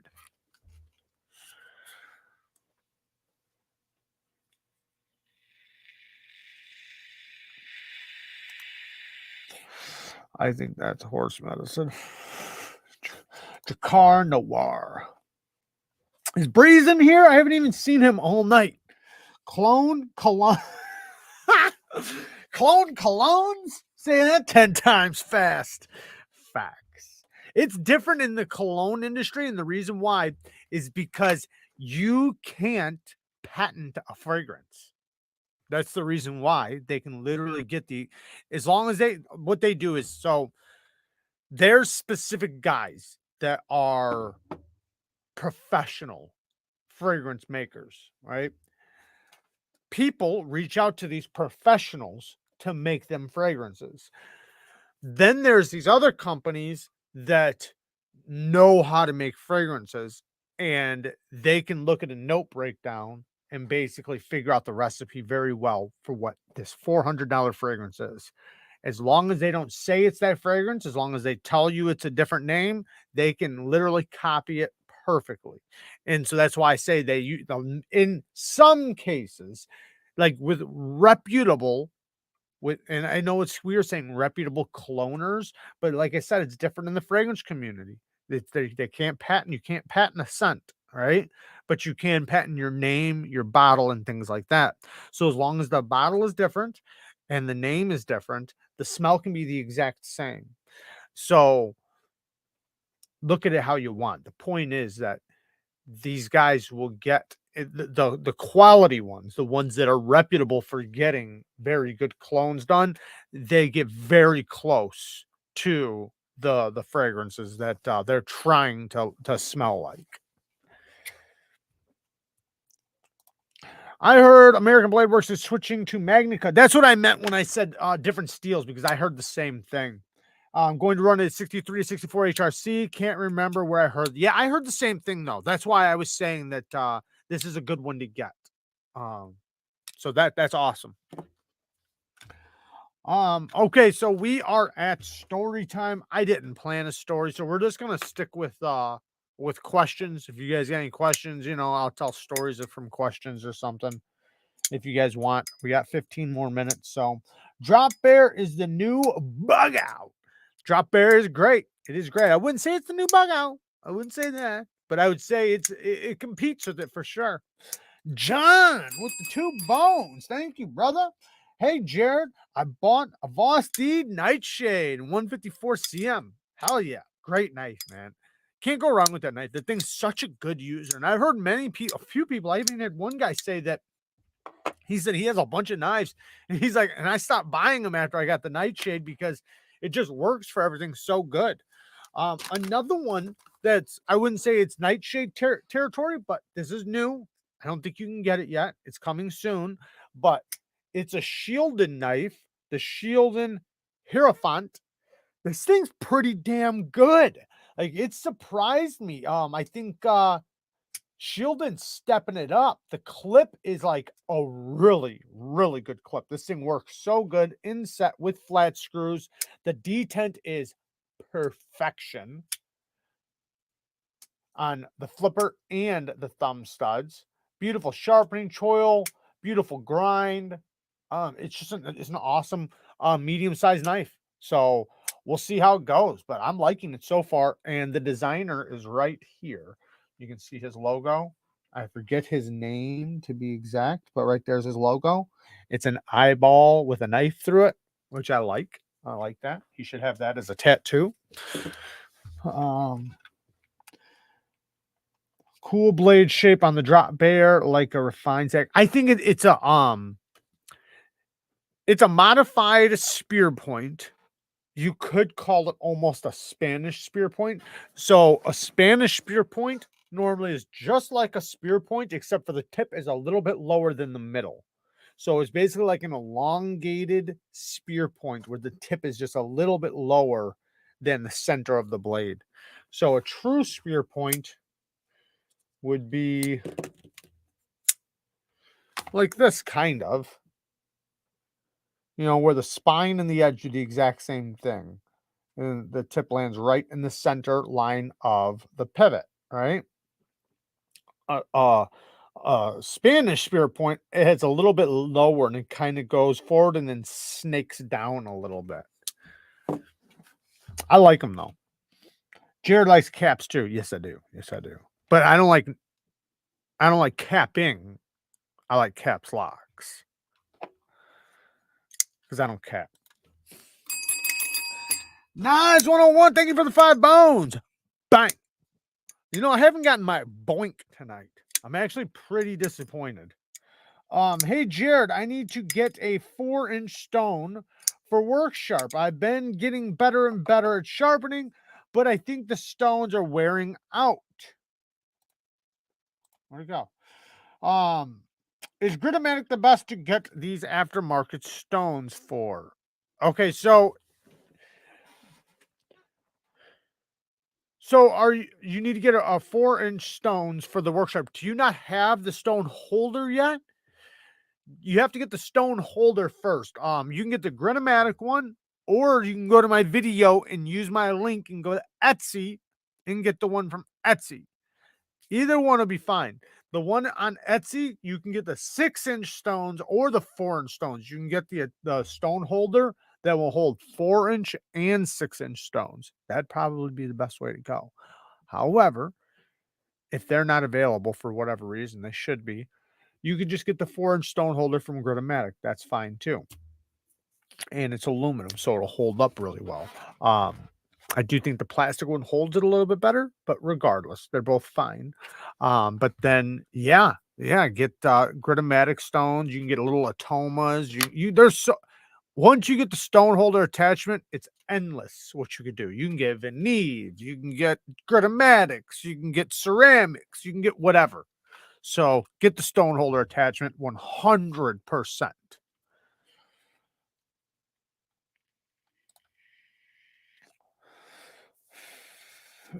What's causing me to get a wider edge towards the tip and usually on one side? So two things. One, grind. The grind gets thicker sometimes. So if the edge is going from thinner to thinner, then all of a sudden it gets thick at the tip, that's just the grind. You can't avoid that. The grind is thicker at the tip. So anytime you're sharpening and you see a spot that's wider than another spot, that's because it's thicker there. That's the grind. They've misground it, or it's just the way it's supposed to be ground. Now, if it's misdone from one side to the other, that could be a misgrind from the company where they did one side of the tip, like where they do this right here, where they do this like groove right here. This could be misground. The more grinds you have on a knife, the more chances there are for a misgrind. Most likely it's a misgrind. Now, the next thing would be you worked on one side a little bit longer than the other side. But most likely, I'm sure you've already narrowed that out and said, nope, I haven't. I didn't work on this side longer. And if I did, I went back and checked it and it's still smaller on one side. That's called a misgrind. It's common. Very, very common. Thoughts on Artisan Cutlery as a company? Recently bought the Cygnus S35 in titanium frame. Like, Artisan's cool. Yeah, Artisan's cool. It's actually a USA company that just has knives made overseas. I think the guy lives in California. But yeah, they're cool.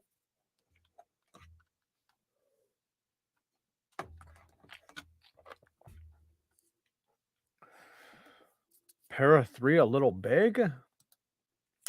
Oh, you're wanting something 3 inches?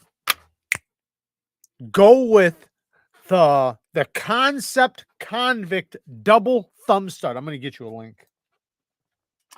Getting you a link. Getting you a fucking link. Because this is what you want right here. This thing is awesome.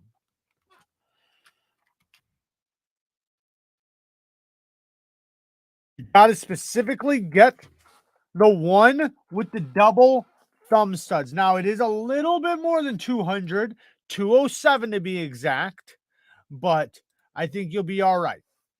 I'm going to drop this in here for you. This is for you, big dog. I'm going to drop it right in here. I would put it in the description, but I'm just going to put it right here for you. There is the link for, who was it? For Spider G, I think. Or no, TBS Shark. TBS Shark. There you go. I put a link in there, and you know what? Here, I'll also put it in the description. So look right on top of Blade HQ link. This is my favorite concept. It is so good. Such a good knife. So I put it at the top of the description, right above Blade HQ, for TBS. TBS Shark. Check that link out, man. That's a badass knife. I think you'll like it a lot.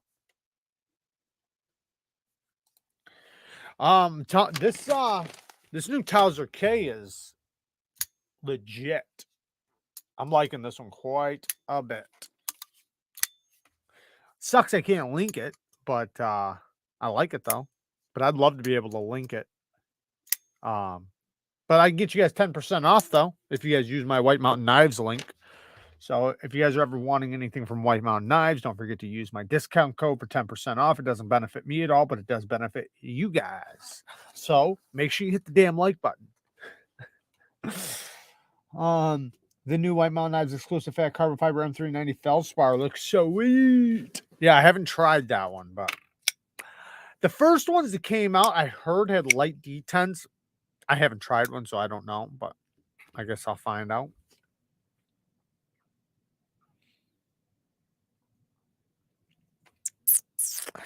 Starbucks logo 2 seconds glimpse. Was that covert advertising? I don't know what you're talking about. Later, Michael. Thank you for joining, man. Do you like the Sharpmaker? I don't have one, so I have nothing against it. I think it has tools for the job. I don't personally think, this is just my opinion, right? You guys can disagree with me all you want. I don't think it's good sharpener. I think it's a good honer. I think it's good for maintenance, edge maintenance, honing, tuning, things like that. As far as sharpening, full-blown reprofiling sharpening, you want a bench stone or a system.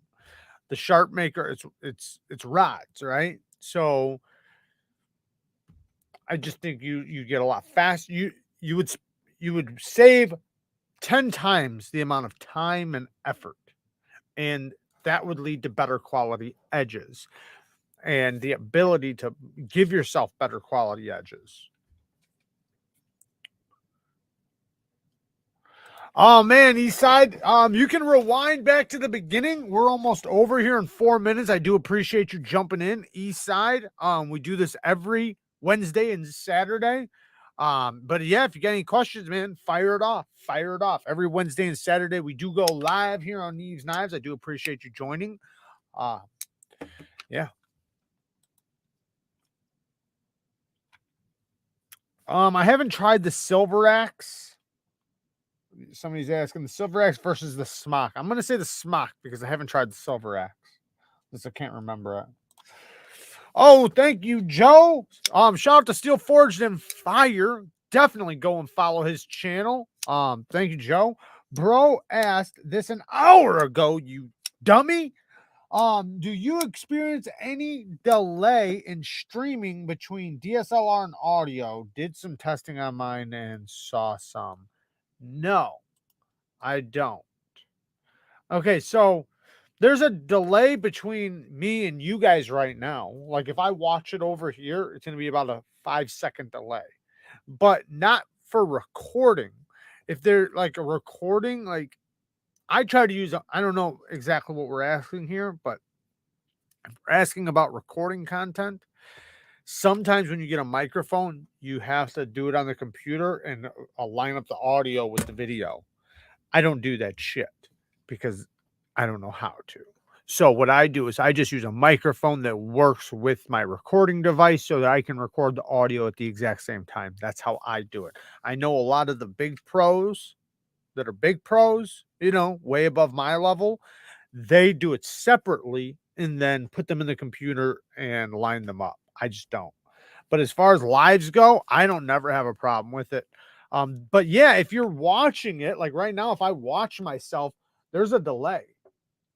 Like right now, even if I catch all the way up, there's a delay right now. If I watch myself, there's a delay. See? Right now, even if I catch all the way up, there's a delay right now. But that's just how lives go because, you know, it's like a 5-second delay. So when I'm saying this right now, you guys are hearing it in a few seconds.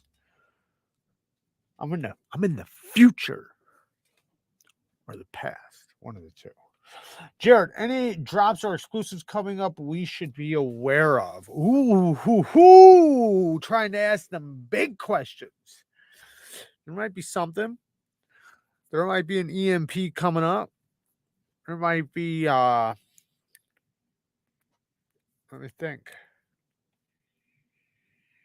There's always stuff coming. But I got an AM8 coming up soon. That'll be dropping tomorrow, I think. I got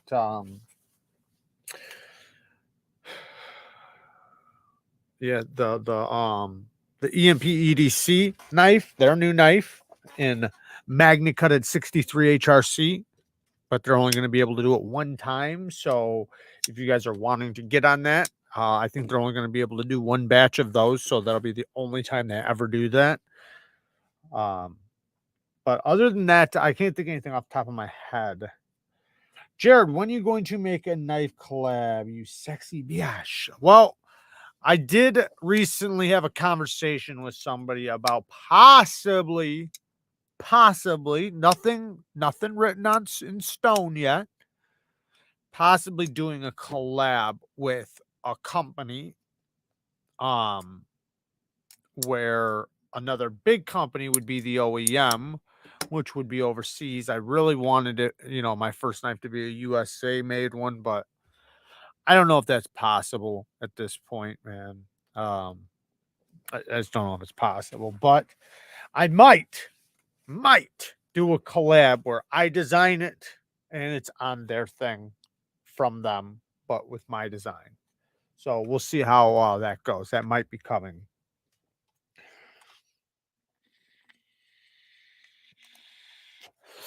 No, don't get gas station knives. You want something decent. You don't want gas station knives because the heat treat's going to be, you might as well just get a butter knife and try to sharpen a butter knife at that point. Not going to work out very good. I mean, not saying you can't get it sharp, but it's not going to be heat treated like a good knife. So if you really want to experience a good sharpening and be able to sharpen and, get something that's thin, like a Civivi or a Sencut, something thin geometry, thin behind the edge with a decent heat treat. You don't have to spend that much.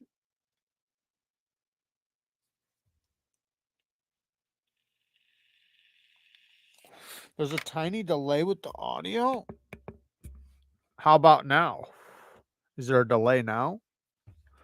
Is there a delay now? I don't think there is on my end. If there is, I don't know. I can't help it now. It's too late. What is the story behind the knife? Ooh, where'd it go? The knife on your logo. Kara, me and Kara were just drawing one day, and we drew a logo for Neeves Knives, and that happened to be the first one. We actually have the original right over here.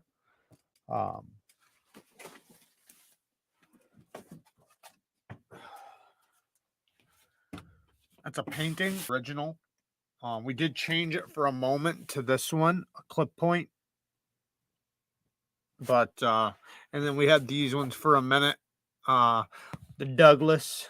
But no, that's been our original logo, so we kind of figured it'd be better just to stick with the original, and yeah, really no story, just what would fit really good, something easy to draw. The whole point is that when you think of a logo, you have to think of something that's easy to see, very small. Because remember, this was something that's going to be this tiny to a lot of people. So we wanted it to be easily recognizable and something that if you passed it up and you just blinked, you would know exactly what it was if you've seen it before. So that's what we were kind of trying to go with, something like that. Best purge knife? Oh, fuck. That would definitely be the Quichetti. The Quichetti, because it's nice and fast. I would say if it's zombies, this would probably be good too, but you could go with the motherfucking Kukri, because the Kukri is going to definitely do some damage. And you would always knock somebody out with the backspin, bow. But the Quichetti is going to be a lot faster, something you could really cut heads off with. So nice and small, compact yet long enough. 154 cm blade steel, full tang, G10 scales, Japanese style tanto. I did do a video on it if you guys want to see it.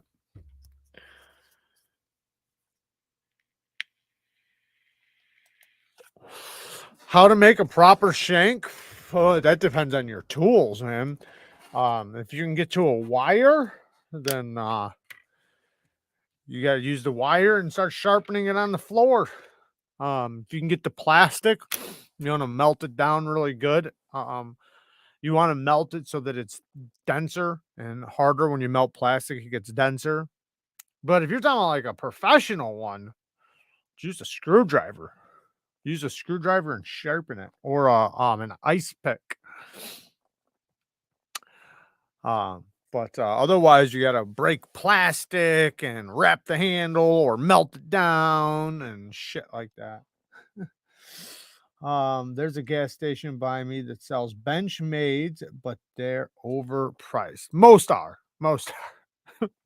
I would say any Benchmade, just order off of a knife dealer so that you can get it for the best price.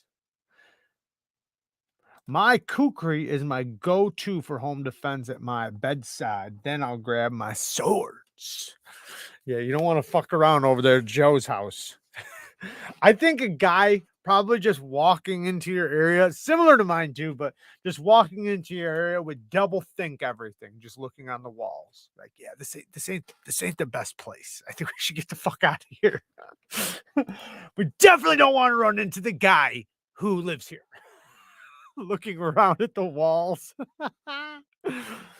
Holy shit. Robert Shank starts with a keister toothbrush. The keistered part's very important. Facts. Facts. In jail, we would break metal off the lights and sharpen on concrete and wrap handles with sheets. Yes. Yes. Yeah, you got to find different, like I said, different parts. A lot of people use the trays. They break the trays because you get the plastic trays with food. They'll break the corner up because when you stack them up, a lot of times you can just stack them up and they go on a cart and nobody else notice that there's anything broken, because the biggest part is to disguise what you have for a long time. Like if they see the break a day later, they can't tell where, who did it. But if you go to, if they see something right away when you wind up going back to your cell or whatever, like they'll lock everybody down. There'll be a huge search, blah, blah, blah, blah, blah. But yeah, there's lots of different ways. It just depends on what you can get a hold of. Some places are so locked down that it's very difficult to get anything. You got to put in a lot of work to get something. But that's why they like I was in jail and the guy took his coffee mug. We had these plastic coffee mugs, and what did he wrap it in? He wrapped it in something. I think a sock. Yeah, it was a sock. He threw it in his sock. And he was actually getting, remember I was telling you guys earlier about when people go to prison, they're excited. Like they just can't wait to get out of jail to go to prison. He was going to prison, and this officer or the CO was like a dick and had like done something to him, and he never forgot about it, and he always told the CO that that he was going to get him back or whatever, or at least always thought of it. So once he knew he was going to prison, he threw that thing in a sock and started shit. And that CO came and he was the first one. He took that thing right across the face. Bow! Split his shit. He obviously got fucked up and maced and everything else, but he was happy. He was going to prison anyways. He didn't give a shit. Thing is, though, sometimes if they charge you there, it can drag over to the prison, and you might have to do, some don't. So it just depends. But you might have to stay in the hole in prison for a week or so when you first get there. It can happen. Yes, the next giveaway is a keistered shank. Yes. Pre-sharpened. The sixth pocket is your prison pocket.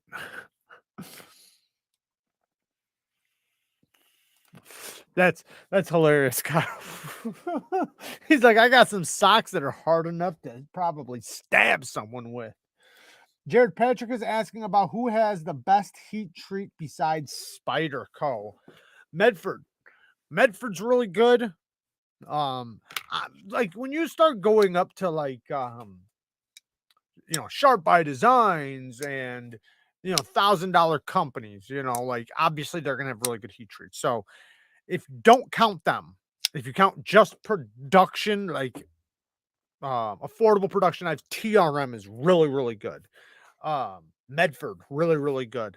Chris Reeves is about to do Magnacut between 63 and 64 HRC. That sounds like it's going to be good. I haven't tested it, but Chris Reeves does a good quality heat treat.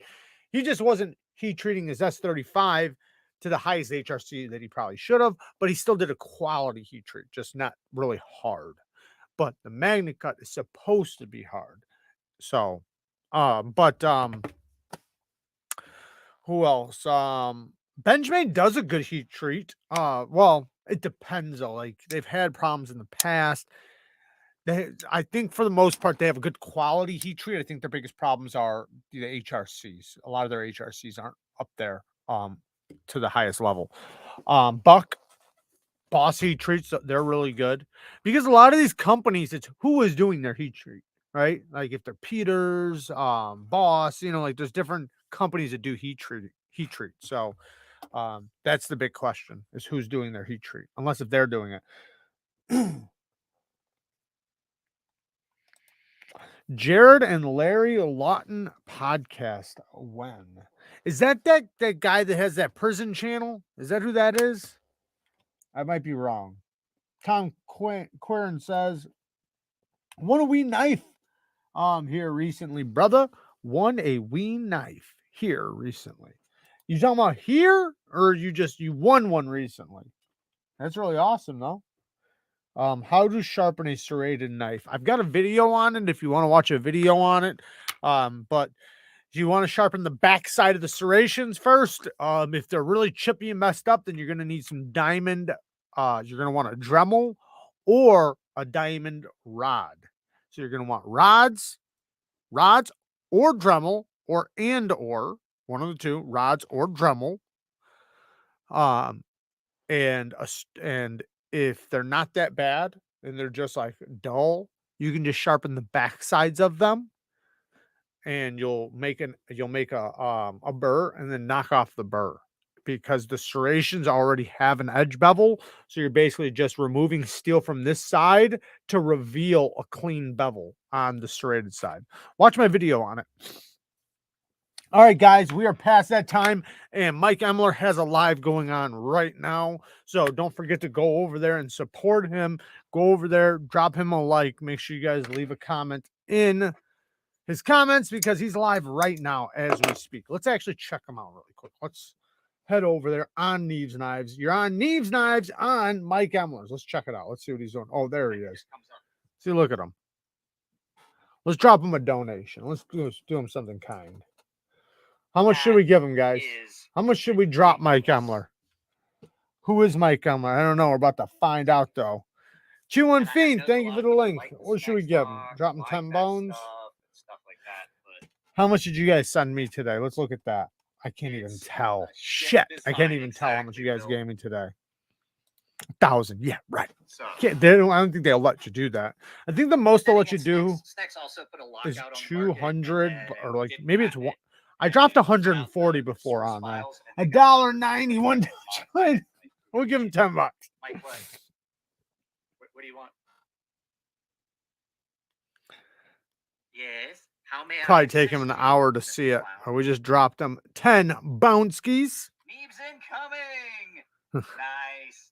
But yeah, he did see it. I've never been so upset. But yeah, go and give him a like. Don't forget to hit the like button on your way out. There he is. Neeves gets Neeves, you want fancy bell? Yes, I want the fancy bell. Let's give Neeves $10. For $10, Neeves gets Echo Bell. I get the echo and the bell. Not bad. Go over there and support his channel. He's over there in the Bahamas, as you can see. Beautiful time. It's dark here where I'm at, so I love you guys. Thank you guys for joining. Shout out to all the Patreon members. Thank you guys for all the support. We do have a giveaway coming up very soon with the Riet EXO. The Riet exoskeleton is going to one of the Patreon members, among a bunch of other things. And shout out to all the winners from last month. And also shout out to the Bang Gang Squad. We do have a Bang Gang live coming up on Sunday. We'll probably do a giveaway on Sunday too for you guys, because I got some shit I got to give away. Also, this weekend we will be doing a live with Jim Skelton, so don't forget to be here on Saturday. It's going to be a great live. I would love for you guys to show some support and be here. I'd love for as many people to turn up as possible, but yeah, I think it'll be an awesome live, and I'm going to try to fuck with them a little bit. So hopefully we can have a fun one. I know I'd love to see that. Here's some crazy stories from him. But thank you guys for supporting me. Thank you guys for all the donations tonight. Thank you guys for hitting the like button and commenting and making this an enjoyable live. I love you guys. Thank you guys for everything. Peace.